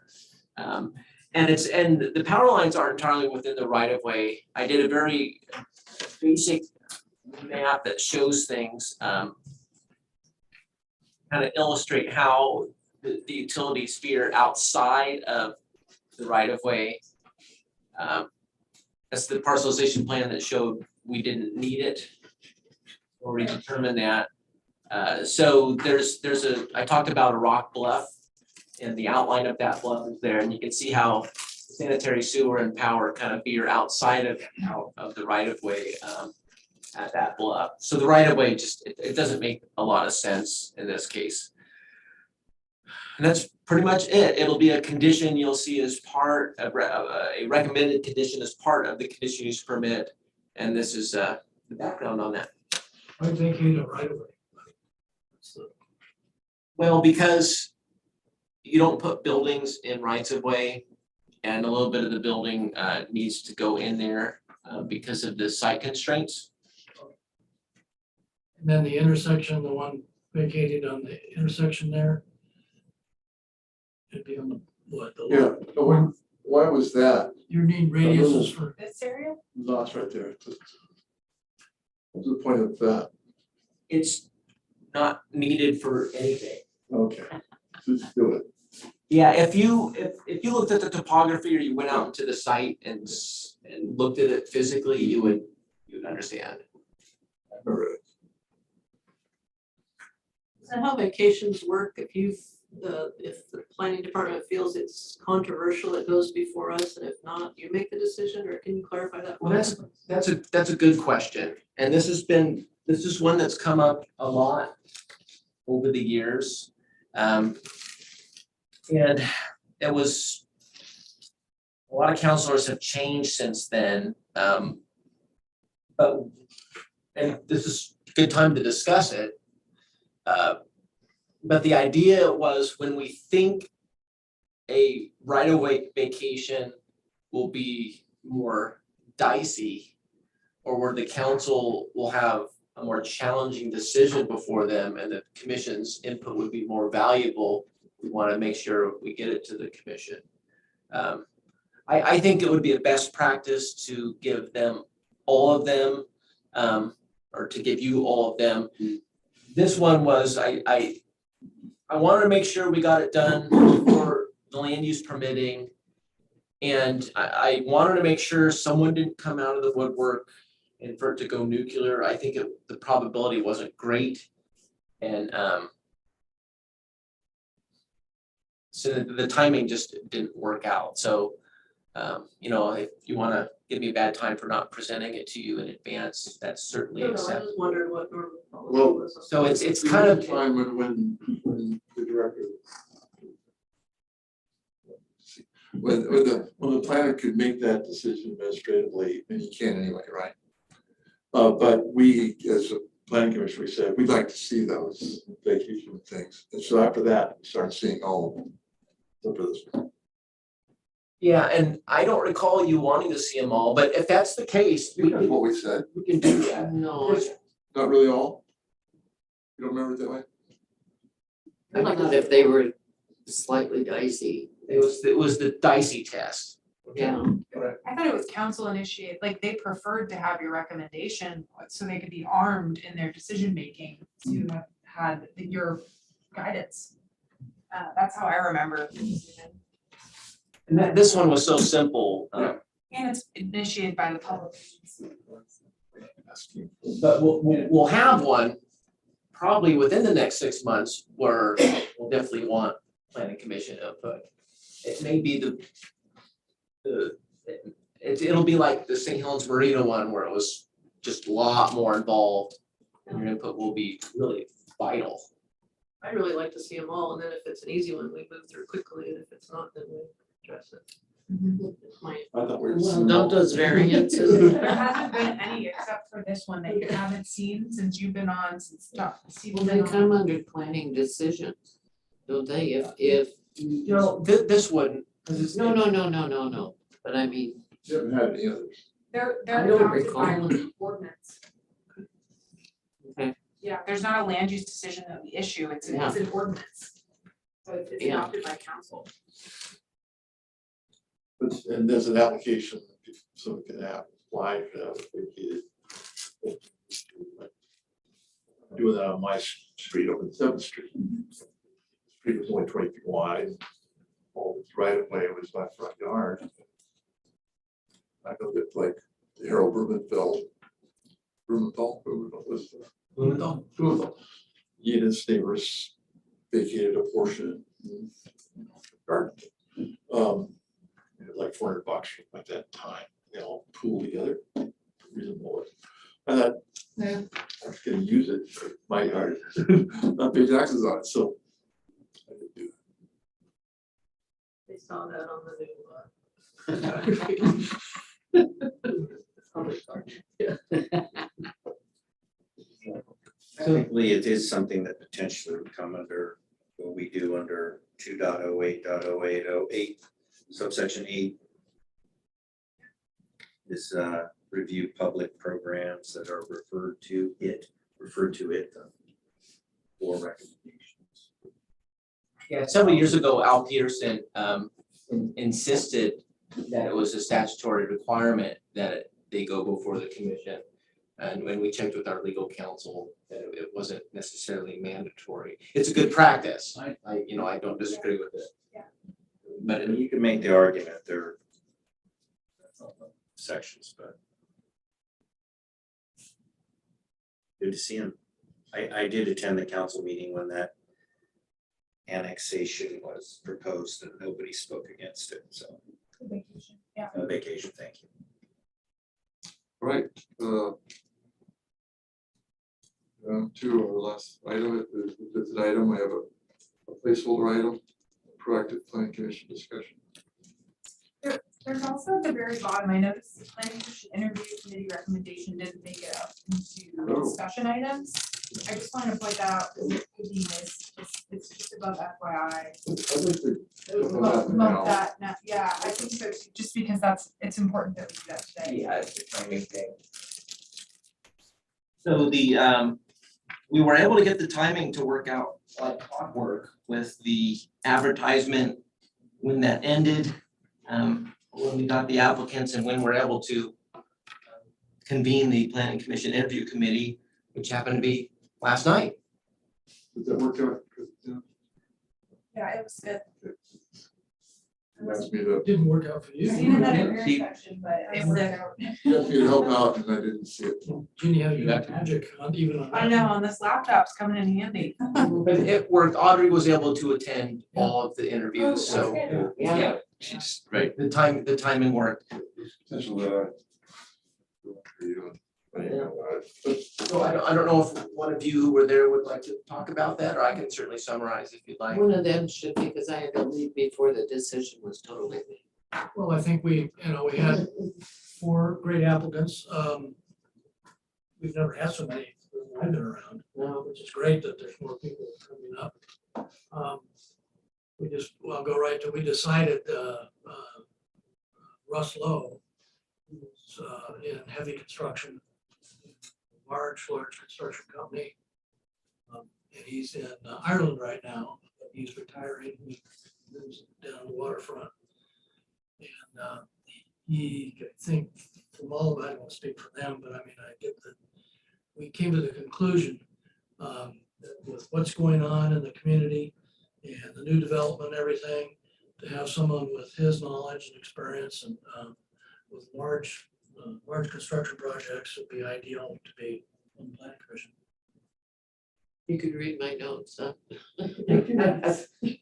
You like my numbering, 1, 2, 4, No, 4? I was just really pleased that everybody interviewed very well. I believe so. Particular attention to ask each candidate the same questions. And I'm just pleased to see so many applicants, so I'm pleased with the decision. We started I never had a list before, and so I forced myself to make a list of questions so I could ask everyone the same one, and then I didn't That's give what you each of that. us did. Yeah, and then Jennifer added to that, and it was great because we all had our own questions. And Yeah, we were all different without, they're all different, so It without was really organized. getting together. it went pretty fast, yeah. It was great. Yeah. Yeah, I'm excited for them to come on. And that gives us other people to talk to. We expect to have 2 vacancies, just because we've been told that at the end of the year, and at the end of the year is not too far, so. You're getting rid of us real quickly, aren't you, Jacob? I told him I had 2 10-year terms. You both have expressed, I'm not kicking anybody out, you both have expressed a desire to finally ride off into You the can only sunset. have 2 terms. You can have a lot more terms. Yeah, been some that had more. Jennifer, I'm worried that she's gonna be the only woman left on the commission. There's women out there to apply. So was Jenny part of the pool? Yes, yeah. Okay. That's why we had 4 great candidates. So we'll have two vacancies, and when I talk to these people about the outcome, I'll see if they wanna stay in the pool for the end of the year. Because if we're filling 2 spots, we'll need candidates. So for the purpose of order, we need to make sure that the planning commission as a body accepts the recommendation of the interview committee. That way, our city councilor can bring that Okay, I to the move council. that we accept Russ Lowe as our new planning commissioner. Second. Aye. on the 18th.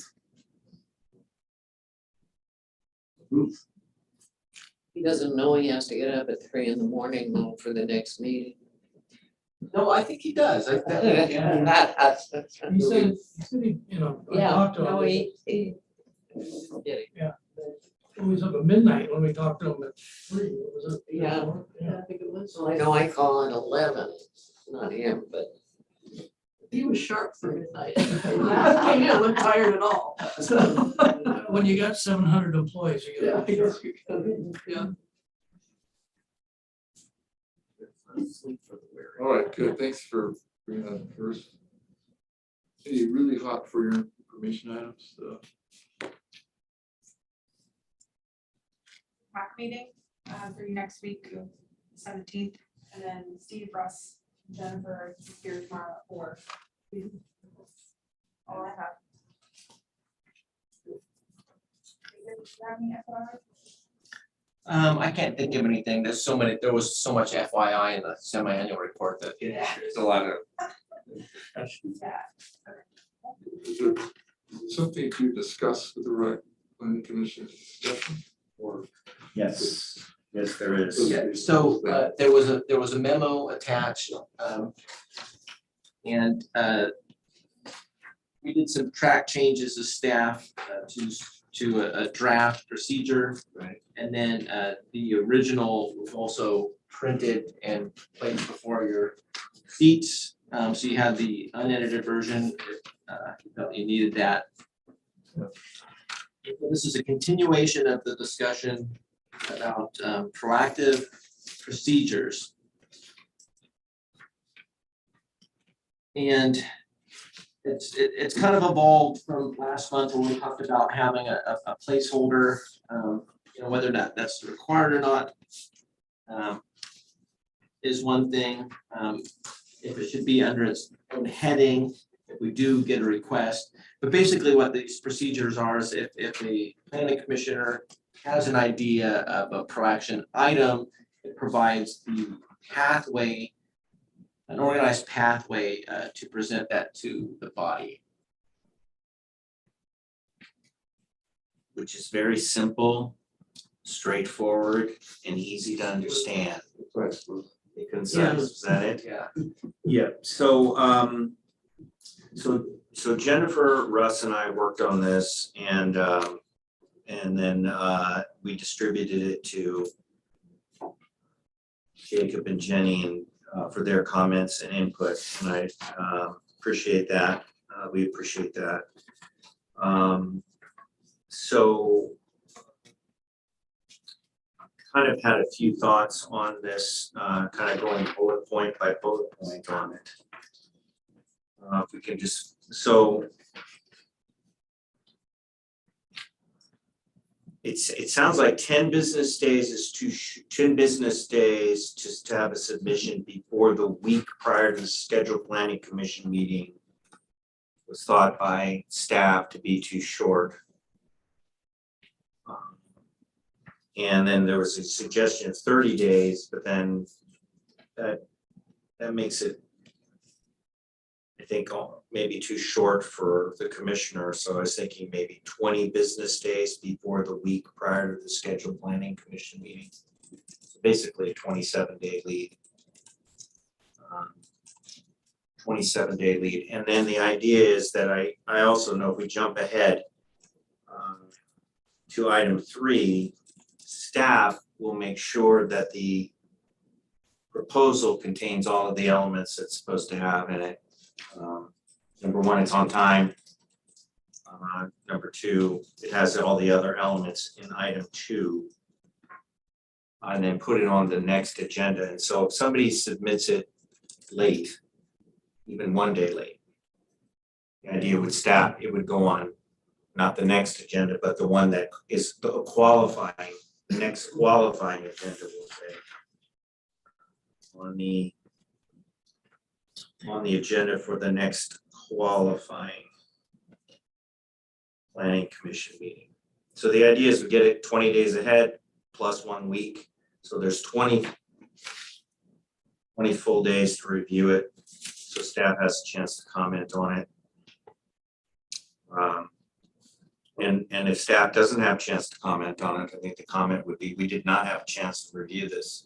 We were too busy, whatever the reason is, and then the commission may say, well, let's table this for another meeting and to give staff time to comment on it. But at a minimum, we have a window of time just to at least make sure it's complete. Correct. 20 days, do you think the key that's, thing. I mean, that, to me, 30 just seemed like too long. Yeah, I was just brainstorming one day, so it was to discussion. 20 business days, that 20 business days before the wheat packets are due. Right. But if you submitted late, if you submitted 19 days, then it would go on, it basically would go on. So let's say I was trying to get something on, or somebody's trying to get something on the June calendar. And if they didn't get it to you 20 days ahead of the full week ahead, let's say that it was 19 days. The earliest it could go on was July. That would be the next calendar. It would go on the July agenda because it was not submitted within the time frame. Because we need to give you enough time, and that's the bottom line. Just to look at it, because sometimes, things are stacked and. Right. It's an untimely submission, so you can't just start dumping things on you in the last minute.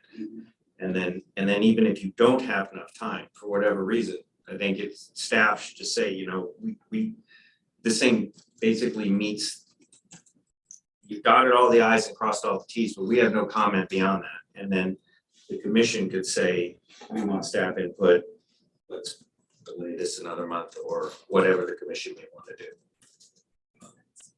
So is 20 days going to be enough? I mean, may not ever be enough, but it's better than 10 and less than 30. Yeah, I think it's fair. And over time, we'll Right. see how it works, and Right. if we have to tweak it, we have to tweak it. Yeah. And there was a comment on staff review and comment.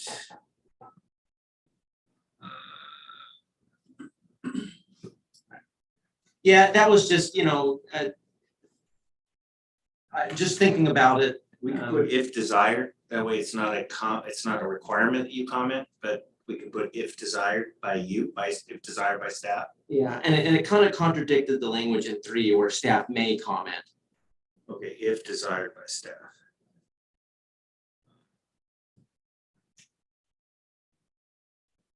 So the end of paragraph 1, after staff review and comment, we would add the phrase if desired by staff. Staff doesn't have to comment, but if they want to comment, staff can comment. We're hoping for comments. Yeah. And then all the other red line language looks good. All the changes on the red line look good. Yeah, we did include the section for the Historic Landmarks Commission. Yeah, and the thought was, the discussion was to expand that code section, so it would read, the final be 17.36.050-.120, or just maybe leave it 17.36, in other words, encompasses the entire statute. Because there are other ways other than .0206 where a commissioner may feel that the Historical Landmarks Commission provides jurisdiction for a proactive item. So it's just more expansive. We're not narrowing the jurisdictional scope to one subsection of .020. Oh, yeah, the sub 6 is just the power and duties of the Historic Landmarks Commission, which is comparable to 2.08.080. That was the basis for that. And we could kind of call it up and go over it if we want to, but I did look up that code section, and there are other, outside of that one subsection, there are other areas that are descriptions of, I don't want to say powers and duties, but descriptions of things that the historical commission is concerned about that are outside of that. Yeah, and I'm not, I wanted to make sure that the historic component was there. No, I think that was a brilliant idea. Dropping 6, So can we just leave it with dot 17.36 and then that would encompass the whole statute? Oh, the whole chapter. Well, we could go .005 dash .120, which is the historical statute. I looked up on my phone, which is probably out of gas right now, so. Also, our website's down, so she. was gonna say. It's been a really fun couple If you days. Google it, it will come up. If you Google St. Helens Municipal Oh, you Code can get the 17.36 code. it will come up. Yeah, So if we want to review it and see that there are other sections that we could say this applies. You want a phone? I mean, yeah. The I historic. don't know if landmarks- anybody wants to look at it. Yeah, I right think you're now. referring to sections where you would review a historic resource review anyway, regardless if it's a proactive item or not. That's the only point.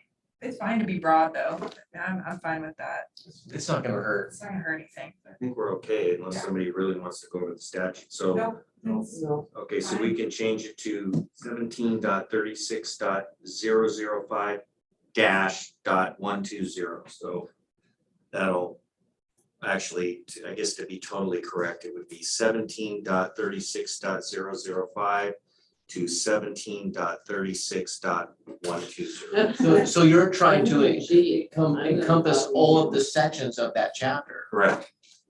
Well, you could just say chapter 17.36 St. Helens Municipal Code. That's it. Just That's fine. 17.36.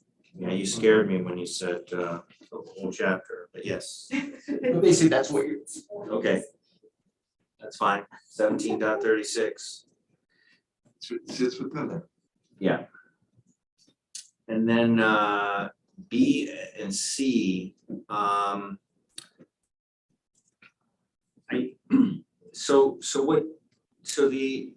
the structure of this is a procedure and it's a procedural discussion for the planning commissioner to say, I have something that I think we should be taking up as a proactive item. And the reason why I believe that 2C is important is that an outline of the process of study, investigation, or decision-making that the commissioner suggests the planning commission adopt is included, along with the opportunity for participation of public review, participation of public comment should be outlined in the process. So if the idea is if somebody says, I want to take up architectural review standards, which is kind of the thing that we've been talking about as an example. This is how I see the process going. It helps the commission understand not only what is it that's attempting to be looked into, but also the process that is being thought about for a decision. How long is this going to take? What do you want to do? And the idea is it opens it up as, it helps, number one, I think it'll help people understand the nature of the proposal in the first place and whether it's something we want to take up. Because we're going to, and then number two, it'll help open a discussion of what do we really want to do and how do we want to go about it. And for example, the commission, and get feedback from the commission, like, for example, saying, well, what about looking into this? What about looking into that? When do you think you might look into this? I don't think we need to do this right away. Feedback from the commission to the person making the proposal that will, number one, help the commission understand what it is the person's trying to do, or what it is the person's trying to get the commission to do. And then secondly, providing input of what it is the commission wants. I think that person wanting to take on a subject should be able to articulate the process to get there, at least in a general sense. So that's why I included that. And I do, on my professional life, I do litigation plans. So we have a problem, we have this litigation, how are we gonna to get ready for trial? What are we gonna do? okay, we're gonna do this, that, and then there's a discussion of when do we do certain things, and do we wanna explore some other way? And it helps formulate a general plan that is the outline of to obtain the objective. And then that can change along the way. But I do think it's important to be able to articulate, at least try to articulate the process.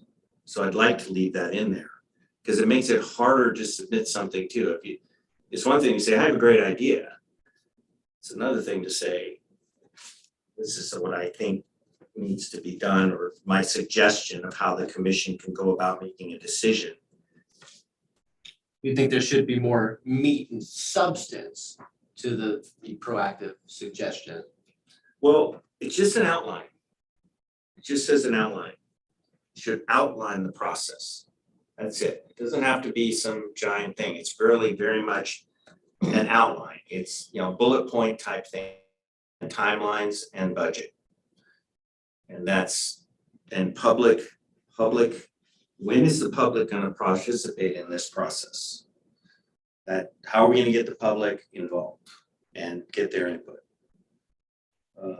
That needs to be in there. Now, if that stays, because we're getting Cody now, it says should as opposed to shall.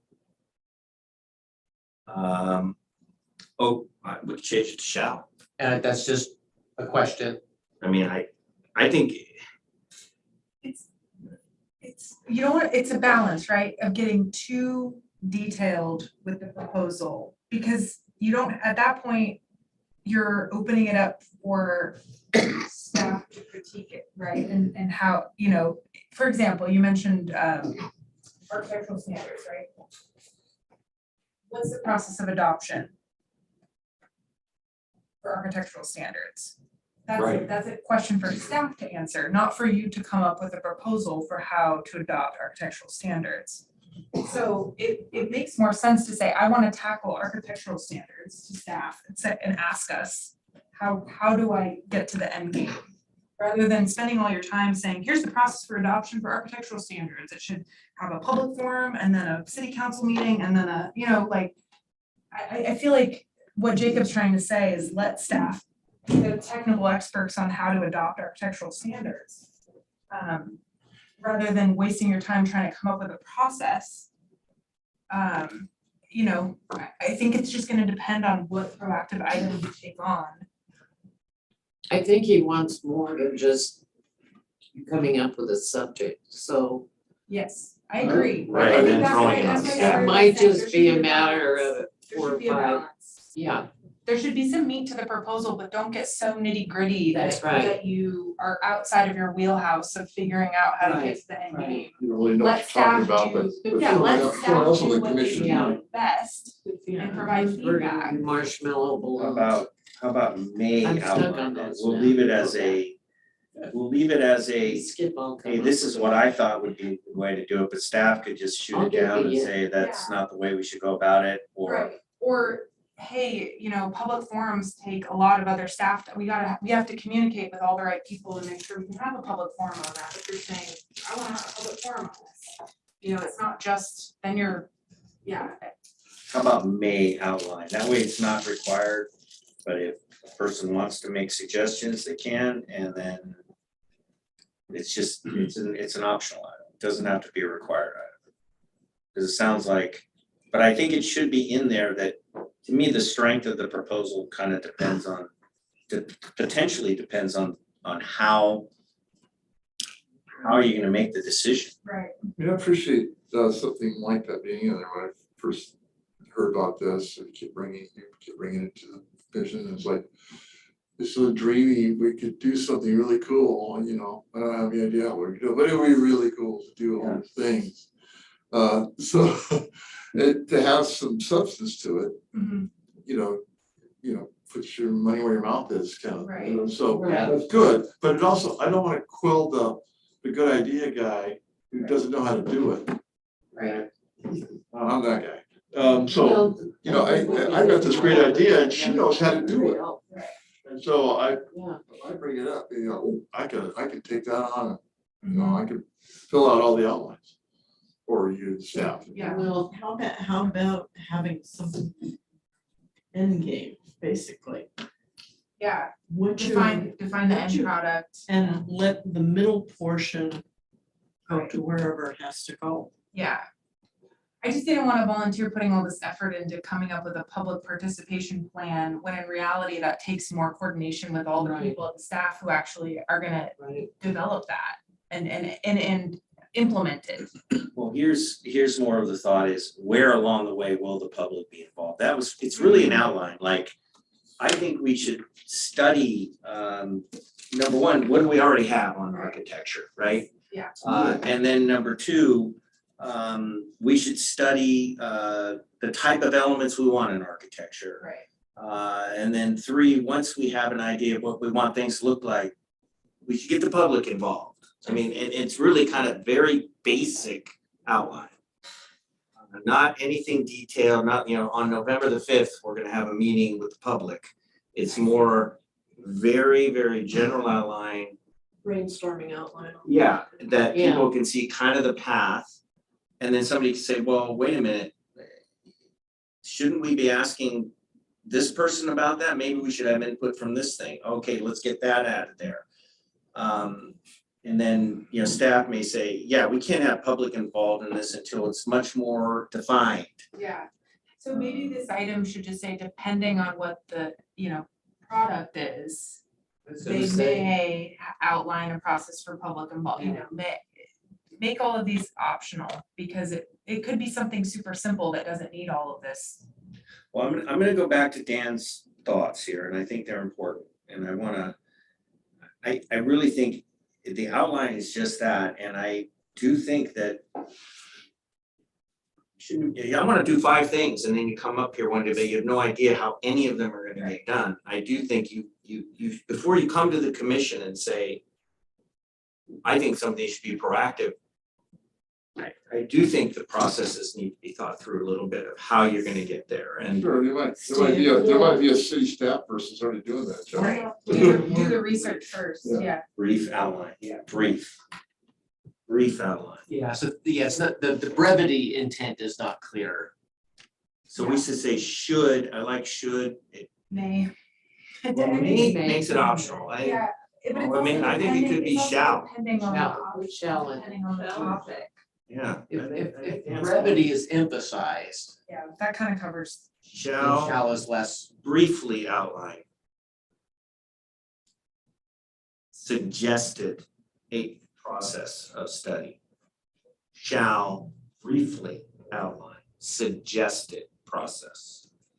Meaning that's kind of telling people, this is the idea, this is how I think it come together. Briefly, Yeah, but I agree with Dan 100%. Maybe strike the whole last sentence, The whole lesson. because that's something that staff can have to help you with. Okay, or you can add public involvement in that If it's list, part of it. outline the process of public involvement. Study, It's all public involvement. yeah, maybe it is, yeah, right, Okay, yeah, I think public involvement's important, it's just, okay, I it's mean, just it's strike it from me, not Then we- important, but combine we- sentences. we'll just add it in the sentence, so it'll go investigation, public involvement. yeah, there you Yeah. go. There you go, Get rid of that whole sentence and turn it into two words. like it, brevity. And then I think the proactive item should discuss a timeline. Meaning, I think that, yeah, how long do you think this thing's gonna take? And You then, add timeline in that list. Make it one sure. sentence. sure, I love it, timeline, well then, budget. Yeah, there you go. just add it all in that one sentence. And Okay. it's an or statement, because maybe there is no budget, All right, timeline yeah. and budget. Okay, so we just got rid of another sentence. See, we're getting shorter and simpler. The longer running. And you're gonna type these up and send them out, right? Yes, yes, I am. One provision I think that I haven't thought of till now is what constitutes that we move forward with something? We have to have a majority vote? That's in. I would think so. Yeah. That's in number 5. Well, it says the planning commission may take up the prospective item on the agenda as it sees fit, meaning we may decide no. That's not something we want to get involved with. I mean, there would, I think it. Or if 3 people decide yes and 4 people decide no. Well, It's then rejected. we're not, it's not an agenda item, we're done. The planning commission decided we're not gonna take it up, at least this time, maybe another time, but this time it's out. Maybe we can table it. We could table it, we could say go back and come back to us again, I mean, we take it up as we see fit. We may say we never wanna see it again.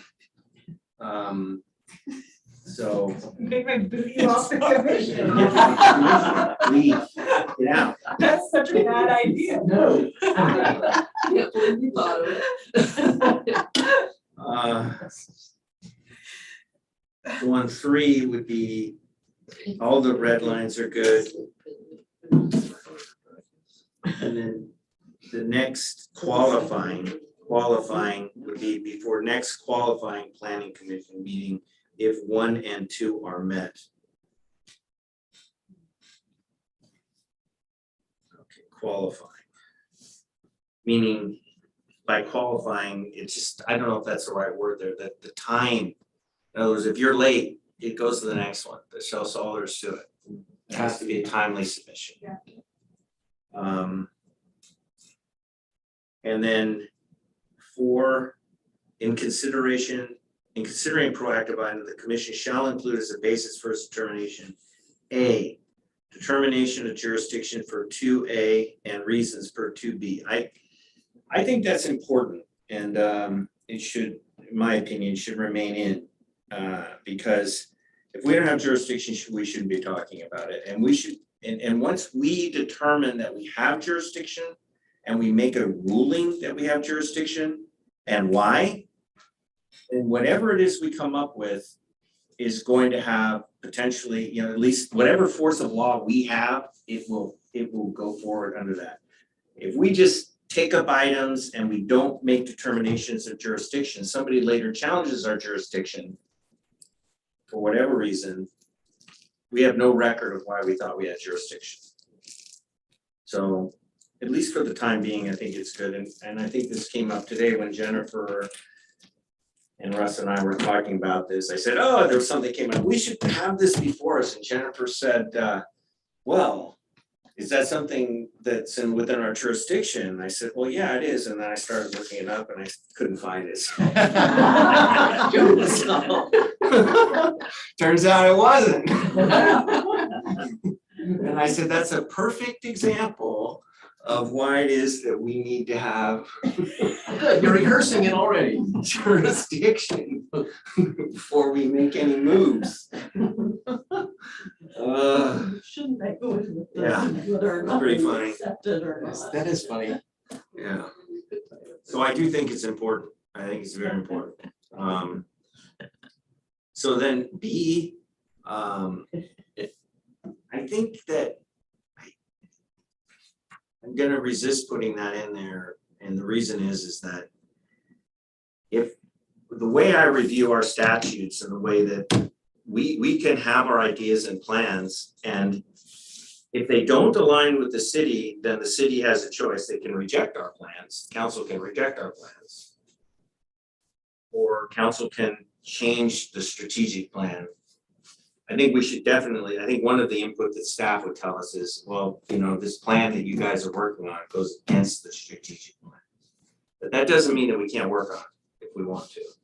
It's not necessarily that, it's if it's going to detract from our ability to work on strategic plan items.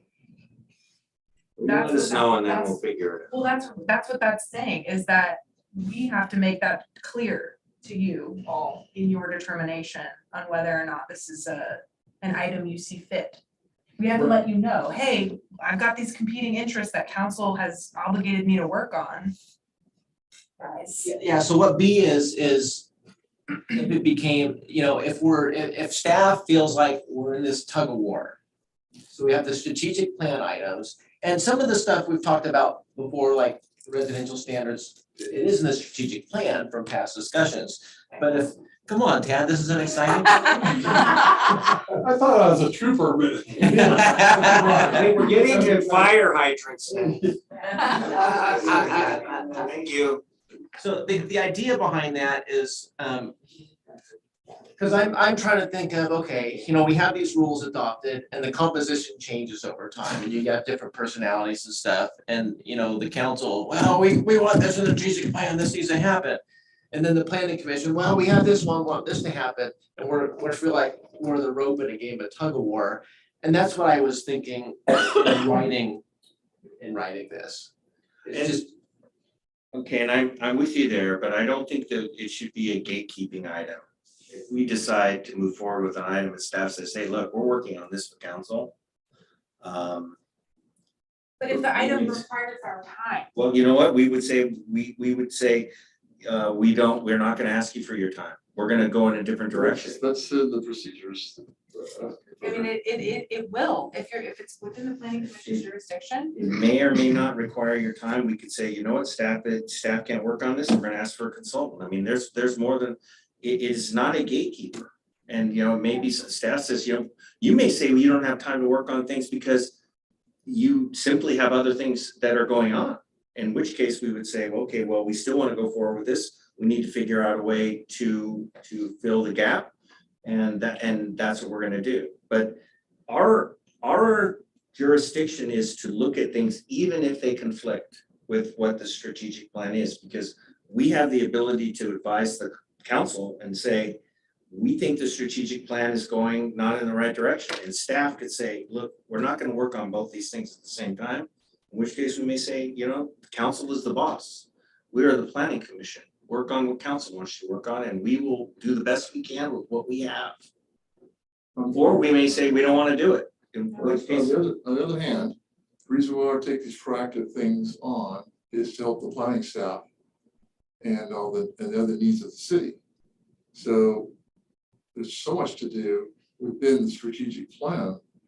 Why would we take on stuff and take our time up working on stuff that is not going to go forward with the strategic plan as it is today? You know, whatever. You know what I mean? So it may be that the planning commission says, yes, we're going to do it anyway, but what use is it? You know, it's not going to be useful. It's not gonna get implemented. Yeah, I guess it depends on our the time item. is It's valuable too. Yeah, it's hard in hypotheticals to not, like, if Yeah. we're talking about a specific item, maybe know. it would be better, but. I see what you're saying. If it's, you know, the council's got the blinders on, strategic plan is a strategic plan, like the mission statement. Right. Well, who cares about the mission statement? You know? Yeah. It's, His eyes light up. I know, mission statements, people memorize mission statements are kind of weird, but anyway. I agree with you, Dan, and I see your point, and I think it's gonna be a very rare instance Yeah, maybe so. where we decide that we're gonna go against the strategic plan. Yeah, And in that rare instance, though, it's not, I don't want to have it in our rules that we cannot take that up. yeah, And so we could, you know, it could be some, I don't know what it is, but it would have to be something pretty darn important. Yeah. That we would say, you know what, this strategic plan, we think is incorrect in some way. missing. And we are going to make suggestions on our own, and now it becomes kind of like a political thing potentially, right? I mean, I don't know. Yeah, oh, for sure. That's Well, correct. So I guess. But that's the point of this law and our function. Right. Yeah, it's a check and balance in that case. Yes. Well, so B isn't intended to be a gatekeeping item either. It just says that that you need to at least evaluate as the commission. You need to be aware that you're pulling us like this. So if, maybe it needs an if in there, if the planning staff needs to be involved. Well, that's what the second sentence does start with if. It's just kind of a really wordy, long sentence. It says, we shall include as a basis for our Specifically pertains determination. to planning staff. Yeah, the second sentence ends with must be evaluated. So it's just saying if you're gonna pull us in two different directions, that needs to be part of your nexus of whether or not you take on an item. If what you're saying is a rare instance and you're gonna go with it anyway, at least we've made ourselves clear that this is not in the strategic plan, it's gonna take our time. and you're vowing to do it anyway. And even let's say, well, we wanna hire a consultant for this, you still have the contract that needs to be managed, which is, that's still a staff item. Yep. I think I don't wanna make the idea was simple, brief, whatever. And to throw this paragraph in here as, this is in consideration, in considering a proactive item, the commission shall include as a basis for its determination. That means we're gonna have to deliberate on this and discuss this, and it's very long and it's very involved. And I just wanna leave it as we take it up as we see fit. And you guys say, hey, we think this conflicts with the strategic plan.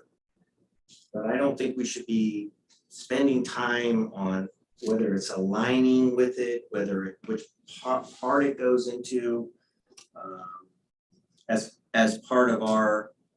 I think aren't we gonna pretty much come up with stuff that goes with the strategic plan anyway? Maybe I need some clarification here because I'm wondering, it could be in the strategic plan, but maybe it's long-term and we want to bring it to the forefront. Yeah, and a good example of that is, I'm glad you said that. A good example of that is in the 2-year plan, we have advancing the goals of our housing needs amendments with cottage clusters, right? Based on past discussions, if you look at the long-term thing, residential standards are in there. That's based on discussion we've had for several years now. And there's no reason that the residential standards couldn't be folded. Let's say you work on those, and then, we finally get the time to get the cottage cluster stuff in, and then we adopt them both at the same time. So we could pull something further ahead and just attach it to another item, which would be an efficiency. We don't necessarily have the time to research for the residential standards. The commission takes that on, and then we're meeting in the middle and advancing it both at the same time. I mean, we could consider this thing if you want. I don't want to have it be as a basis for our determination.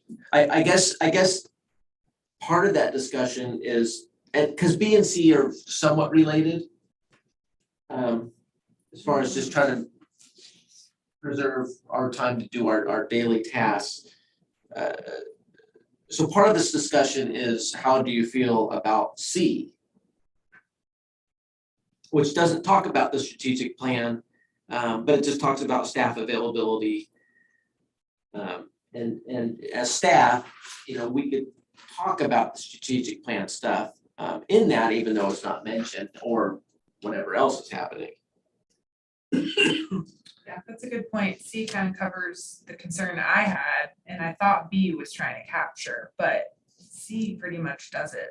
Which one? C. I think C is a very good suggestion, because I do think it helps. I think B is, if something we're doing doesn't align with the strategic plan, you guys are gonna start sounding alarm bells and we're gonna know about it. I don't think it has to be in there. It can be part of C. That we could just say, look, we're working on this really big project in the strategic plan and it is taking off right now, riverfront. I can't take on, I think you're right. C kind of covers it. Well, C, I think that it helps us. There are a lot of things on a proactive item. How long is it gonna make this, how long is it gonna take to do this? What resources are available to us? We need to look out for outside resources. Yeah. And if staff is saying, look, and also I think it helps us Keep it. build a record of, Get rid of B. remember we began tonight's meeting with, what are the resources for planning? And there's a lot on our plate, and your plates in particular. I mean, not on yours. And so this will help us say, look, we've been trying to work on these things, but we need more resources. And so I do think C is important, because it's gonna help us say, okay, well, we have limited staff availability. Maybe we should look for an outside, what's our solution to that? Keeping A. Yeah. Keeping C. Yeah. And we'll eliminate B. I'm for that.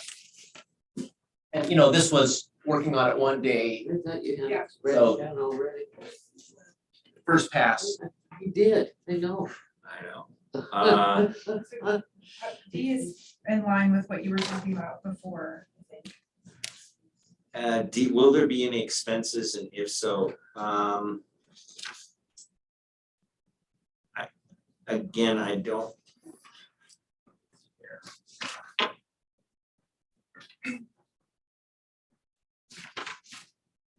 Can be conducted by commissioners that minimize staff. Yeah, I think. D, will there be expenses? I think it's a good idea. Should this be part of, let me take a look here. Shall include as a basis for its determination. What if we come up with an idea? We do the research, we flesh out how to do it, how to get there. But there's no funds for it, but it's all ready to go now when there are funds. So would that preclude us from wanting to get that together? Maybe you write a grant for it or whatever, you know, or there's some future funds that are unknown. Or it becomes a strategic plan item, and so then it can be a mechanism to get on the budget. Yeah, it's already canned, and it's like our Yeah. roads plan, you know. with, Sure. It's not budgeted, but we have a plan for it. But I think but so that, is there an expense to get to that point where you have something? Yeah, okay. It then we- brings that to we identify the- conversation. Yeah, right. We identify the cost now, and boy, it's part of the I strategic even plan reached and out it's to a done. consultant and know how much it's gonna cost, Yeah. and here's how much. And this is what we want for the next budget. Right. Well, in that case, there We have a will be real no, budget. there were no expenses, right? You just did all that research and now it's here it is. Well, There's no the expenses are to do the thing, yeah, Right. not There for us. could be a lot of projects that don't have any expenses at the front end, but that result in a project that will. Yeah, right. Well, and you And can you always get it in the take budget. over. Right. So if it's not something to prevent us from looking at something that's gonna cost money. Right. So what's your suggestion there, Dan, on D? Will we- Leave it alone. Leave it alone. And the adopted budget, that's 1 year. If you're talking about something that's gonna go beyond the adopted budget, that's fine, because you can look at future Well, that's- budgets. I think what he's hung up on is a basis for its determination. It's a part of the determination, but it's necessarily a checkbox. Okay, there's expenses, so consideration maybe is Right. for consideration instead of determination. In considering a proactive item, the Oh, it's the same thing. commission shall, why don't we just leave that? Shall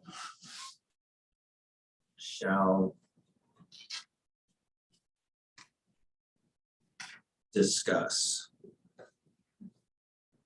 And that way it makes us discuss jurisdiction, makes us discuss level of staff involvement, makes Yeah. us discuss budget, Yeah. and then, yeah, Conflict of interest. we haven't gotten there yet. Yeah, but I think that works. Yeah, and then that, These are, And then you're making a vote, I mean, you're gonna decide whether or not after you've discussed you're basically Right. deliberating in all of these items. right. Yeah. Right, and it's the idea is to try and find solutions to problems, is if it's something that the commission feels is worthy to take up, but staff is stretched, what's our solution for that? And how do we, can we overcome that and still make a viable decision? And what's gonna be the budget, and how do we manage the budget, since we have no budget right now, we don't even have a slush fund. There's That's a training fund. trick. There's a train. No, there is. I mean, if you wanna take planning commission training, there's been a budget for that every year. Yeah, and it's in the fall, Oregon City Planning Directors Planning Commission training. All right, I mean, so you do have a budget, When but it is it? is for your role as the planning. September, October, I think. it's in the last 2 weeks of September, that's good, because the river's closed. Or you could bargain that for that budget piece to youth librarian. No, I think it would be great, I mean, to make use of that for that Or training. Some conference you wanna go to too, I mean, it's meant for training, Yeah. education. How about, or say the planning commission may vote to take up the poll. And then we get rid of All the five, all the stuff after 5. just add a step. No, we're just saying the planning commission may vote to take up a proactive item as it sees fit considering these things. Oh, I see, in the beginning, The planning commission may vote to take up the proactive item. Voting and considering all in the same sentence. considering the following Yeah. things. Yeah, Yeah. the action is defined. I like that, Yeah, that's perfect. well, one is. Considering. You don't need 5 at all Yeah, for that. Yeah, you don't, yeah, You just voted. It's on those things you talked about. Considering, okay, yeah, that makes sense. You have I'm glad to, you're taking notes. If I have my computer here, then I could just be doing the wordsmith Word that a document. little bit. So then. All right, so this would read, the planning commission may vote to take up the proactive item on the agenda. Considering, The following, Yeah, that's it, that's all you need. considering. Semicolon, considering termination of jurisdiction. determination of jurisdiction, level of staff involvement, what's our budget? And should we add, yeah, that's fine, I'm sure that we'll be considering lots of other things, whether it's on this list or not. Right, sure, but this is an evolving document too. Right. And then E, the proposed item is not a result of conflict of interest or bias of any commissioner. Well, so I'm thinking that there's already reporting requirements under the law about bias of, and whether that is something, and people have a duty to self-report. For quasi judicial land use decisions, but what about proactive planning items? Why wouldn't it be inclusive of that? Cause it's not a quasi judicial land use decision where you're impacting property owners' land. I don't think E is necessary because, that's what I just said to you. yeah, Why well, don't we just scratch E? yeah, let's scratch E, I don't think E is necessary. I think it could result in commissioners taking on pet projects that only involve their property. Yeah. Say, for example, their neighbor has a very loud barking dog all night and you wanna take My on house. I was gonna say, how about chicken? noise ordinances that impact your quality of life. Is that appropriate? Yeah, You think if one I think commissioner should there's be able to already ordinances on the that. whole commission into a dog biting or dog barking ordinance? This is gonna live beyond this great commission. Who knows? Who knows? Here's the thing, and here's why I put it there. Sometimes you don't know when you get a bad apple. But you don't wanna add something after the bad apple starts rotting the bucket of apples. If it's in place, you have that preservative to prevent that rotting. And seeing different things over the years, I've never had a bad apple in a planning commission, but I've seen other commissions that have been like, there's been some stuff there. And that's why that was added. But it's insurance. I think, How do you, sorry, Patrick? I think there are differences between this commission and there are other boards and commissions that I don't know that whatever you're trying to address with E is not already addressed in some other state I think- or I think it's hardly ever gonna come up. But it's one of those things where 10 years from now, oh crap, I wish that was there. So, and that's why I put it there. I agree with that. I was a consultant for a long time. I used to write proposals and I write a proposal and then I get screwed by that next, person. So I added some assumptions in there. Pretty soon I had, 2 pages of some assumptions. My good clients would go, boy, it looks like you don't trust me. Well, I still don't trust you. I just got burned with the last guy And I know you're not gonna burn me, but I have to put it in there now, because, the raw back proposal, it's sent out to PRP or whatever. Yeah, you're Well, not, if we're leaving it in, it doesn't belong as the last item. Well, hang on one second. I want to talk about how this would work. So let's say any planning commissioner has a proposal. And now we're discussing it, right? So we've discussed budget, we've discussed staff. Now we get to bias. And what do I say? Sheila, I know that the reason why you brought this up is because you have a bias. So now is Sheila gonna have to declare, no, I don't. Well, yes, you do, because I know you got a dog next door to you and this is just because you. Well, we could have a bias of maybe 4 commissioners on riverfront property, owning something. See, that Riverfront doesn't property kind of thing. follow Yeah, common fake. sense. Did I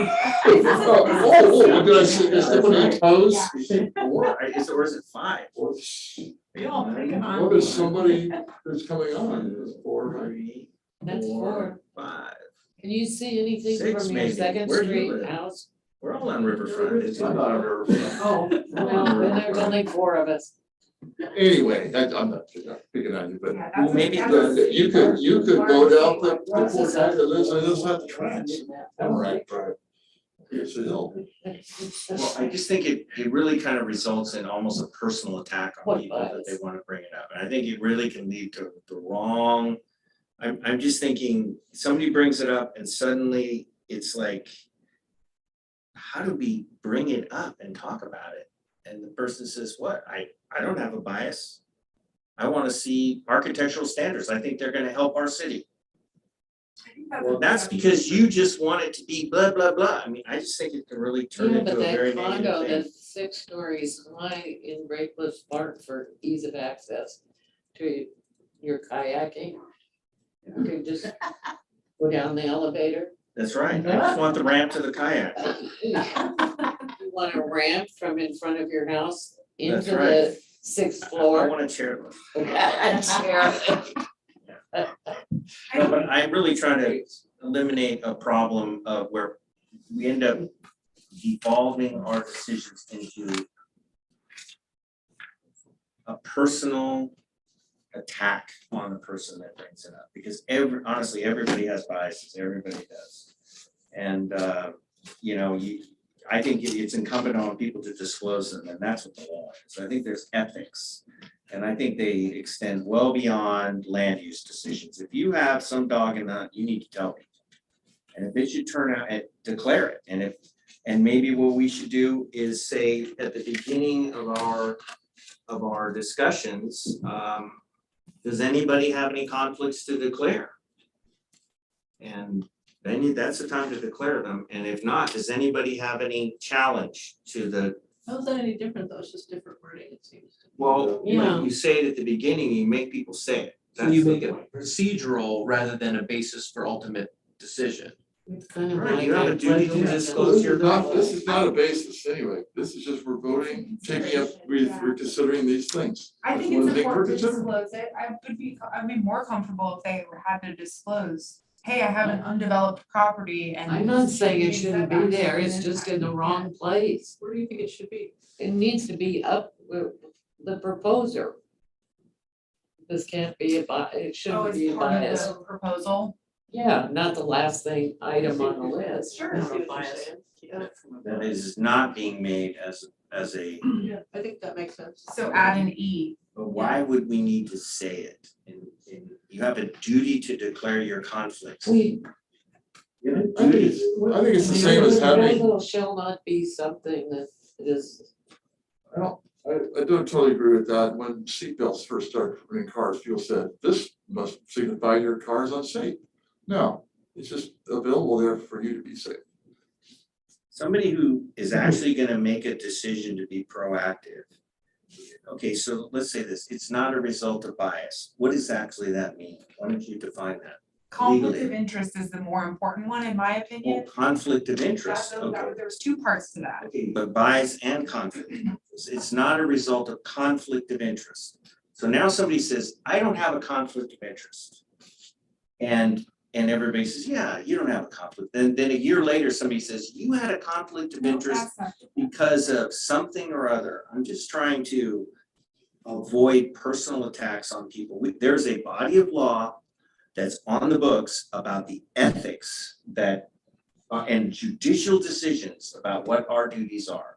As soon as we start writing things down about disclosing conflicts of interest, we are entering in a whole other realm of problems for anybody to say, I don't have a conflict of interest, because that just brings 5 people to say, yes, you do, because you of this, that, and the other thing, and then get personally attacked. But people may do that anyways, and there's an argument for if you're saying, because not everybody's aware of that body of law. And if people see that that's being discussed at the beginning, it could help build trust and legitimacy. Just the perception of that being discussed before the item is, okay, great, we've resolved that.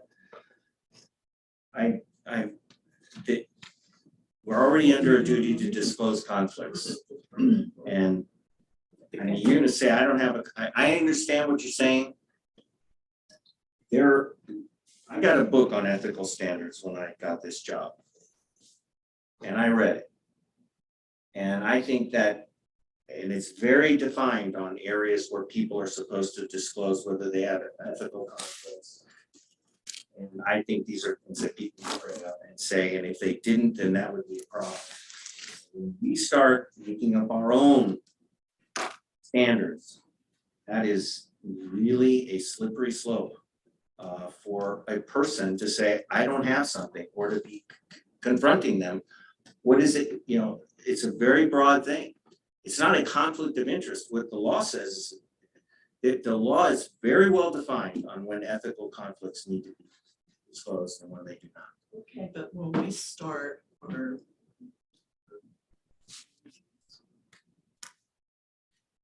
we go through that in every meeting, every piece that we have. That's because we're quasi. Yeah, there's Legislative or any conflicts. Yes, whatever. that's. Why isn't that taken care of when planning commission's project goes to the actual. Jenny explained that a minute ago. Well, I don't know. I think that we could add at the beginning that the thing that Dan reads at the beginning is anybody has a conflict of interest and then they need to disclose it. And does anybody feel that somebody has it? And then it's covered. Because legally, nothing has been disclosed. Legally, nobody has made a challenge. And now it is done. And then we can move on. So we could read that at the beginning Of the of proactive. the proactive discussion that Dan, you read the. How would anybody know if they had a conflict of interest or not? They don't even know what the subject is. Right, it should come to the commissioners pitching the idea, that the idea was not born out of a conflict of interest or bias. That's what we're trying to get at. Everybody has biases, Jenny. Everybody does. And you cannot possibly ask anybody to say, I don't have a bias. I'm just, This is a work project. you would know This an is idea not- that was born out of a conflict if you saw it. I'm not talking about riverfront architectural standards that you would be indirectly, related to. That's not at all what we're trying to get at. It's one that would impact a very small portion of people and they own property, or like if you smelt it, you would know. That's what we're trying to avoid. It's the I'm very trying. limited and rare case where someone wants to take advantage of their role on the commission to impact them and them alone. That's what we're trying to avoid. And I think that in that very limited and rare problem, that the 6 other commissioners Would and the know, planning department are gonna sniff it out long before it ever especially gets if to there's light. an item in here Are you that going allows to- us to. Should there be I can any tell you this. lawsuit against any individual? No, I can tell you this, if I was an attorney, I would tell people, do not say that, because when you put in there, it's not a result of bias. That is not even defined under the law. This is a brand new document that we're gonna say, so I'm just against it, and I think it's counterproductive to the thing. I think that we are ethical people to begin with, And if it turns out in this rare instance that somebody's trying to steer smart people like this to make some ordinance, I have no idea how it could possibly be done. Somebody's gonna say eventually, why are you on this thing? Why are you continuing to do this? This does not appear to be, this is not in the public interest. What's going on here? And the process is going to flesh it out. I'm gonna keep this story as vague as I possibly can, but I know that the planning commission made a decision about something that affected a city council member who got really angry that we made that decision about something that would affect them. And I thought that was really inappropriate for them to be angry about something we suggested that was a major conflict of interest for them to be angry about. And to take that one step further, that person is now angry and they decide that they're going to attack the planning commissioner on the basis of a bias that was undisclosed. I'm saying then it went to the city council, Mhm. you know, because they had the final say. And that person really is not being unbiased because they're getting affected directly by it. I mean, I've seen it happen here. Well, then that's the time to raise it, because what you do is you go to the council meeting and you say, I'm not saying that we did that, but well, I'm saying that it's a public matter. The person says they're angry about it, they don't like the decision, now they're on the council, and you say, hey, you don't like this decision, it affects you directly, you shouldn't be voting on this. that's right. That's right, and so, But, you know, there's just a bunch of people there, so people do that. You Still, get a bad apple on the commission. That's what we're trying to prevent. well, I'm trying to make sure that we can do our jobs as volunteers at $30 a month, and that it doesn't become it does not become a personal attack on somebody saying, you don't have a bias. It's just too dangerous of a thing. It doesn't belong in there, number one. It doesn't belong in there. Doesn't belong in there. Because we already earned our duty to disclose. And if we don't disclose, then it's gonna come out. I trust the process. What bias? Cite the code section. What bias are you talking about? What code section? What ORS code are we talking about? What judicial body are we talking about? Or is it just any bias? Is it any conflict of interest? What code section are you talking about? Which ORS code am I being bound to? If I'm declaring I don't have a conflict of interest, under what code? What law? Or is it any conflict? Any possible conflict? You do ought to look into being an attorney. Yeah, I'm trying to help make a good law, that's for sure. Because this is our procedures that we're adopting as a judicial body. We already earned our duty to disclose if we have conflicts of interest, so we don't need to be told that we need to do it or not do it. I agree with that. We fill that out every year, and it's part of it. Yeah, So we eliminate C. So I'm gonna say that D needs to go out, so that's gonna be the final version, that's gonna be E. well, E it's needs E, to but be it out, would have been D by the yeah, time. the last one needs to be The out, so last one's out. that's on my the vote. copy. I would agree with that. So that's 1, 2, 3, 4. So I don't know, or that Sheila. should be in it, but it's my vote. Okay, that's 1, 4, Sheila. In or out? In, all right, 4 to 2. Did you get that one? I'm recording this. Okay, I wanna know who made the motion and who seconded it. nobody did, let's make it then. I vote to I make a motion that's the suggested item E. The proposed proactive item is not a result of I'll bias. second it. Okay, be out. Be out of the final version. So, yes, that's, One divide then. huh? One divide. Still is on, Okay, 1 to 5, it's 1 to 5. whatever. So then everybody agrees that the rest can be deleted? 5 through Yeah. 9. Well, Oh, You're welcome. another, yeah, 5 through 9's out. Yeah, we added the voting into the header. So then the other question, we don't have to answer it tonight, but if someone submits something in a timely manner, should it be under a discussion item or its own heading, like proactive item? I'd like to see a placeholder that the proactive item is always on the agenda. We could move through quickly if there's nothing to report, but in theory, we're gonna be working on something continually. There should be something, even if it's a couple minutes to report. So I'd like to see it stay in as an agenda item. Okay, and then last time we discussed that it would be written about a time limit. And that, that may, if we have a proposal, like, it's probably gonna be more than 5 minutes. Based on the discussion, do you think that time limit should still be noted or just stick with a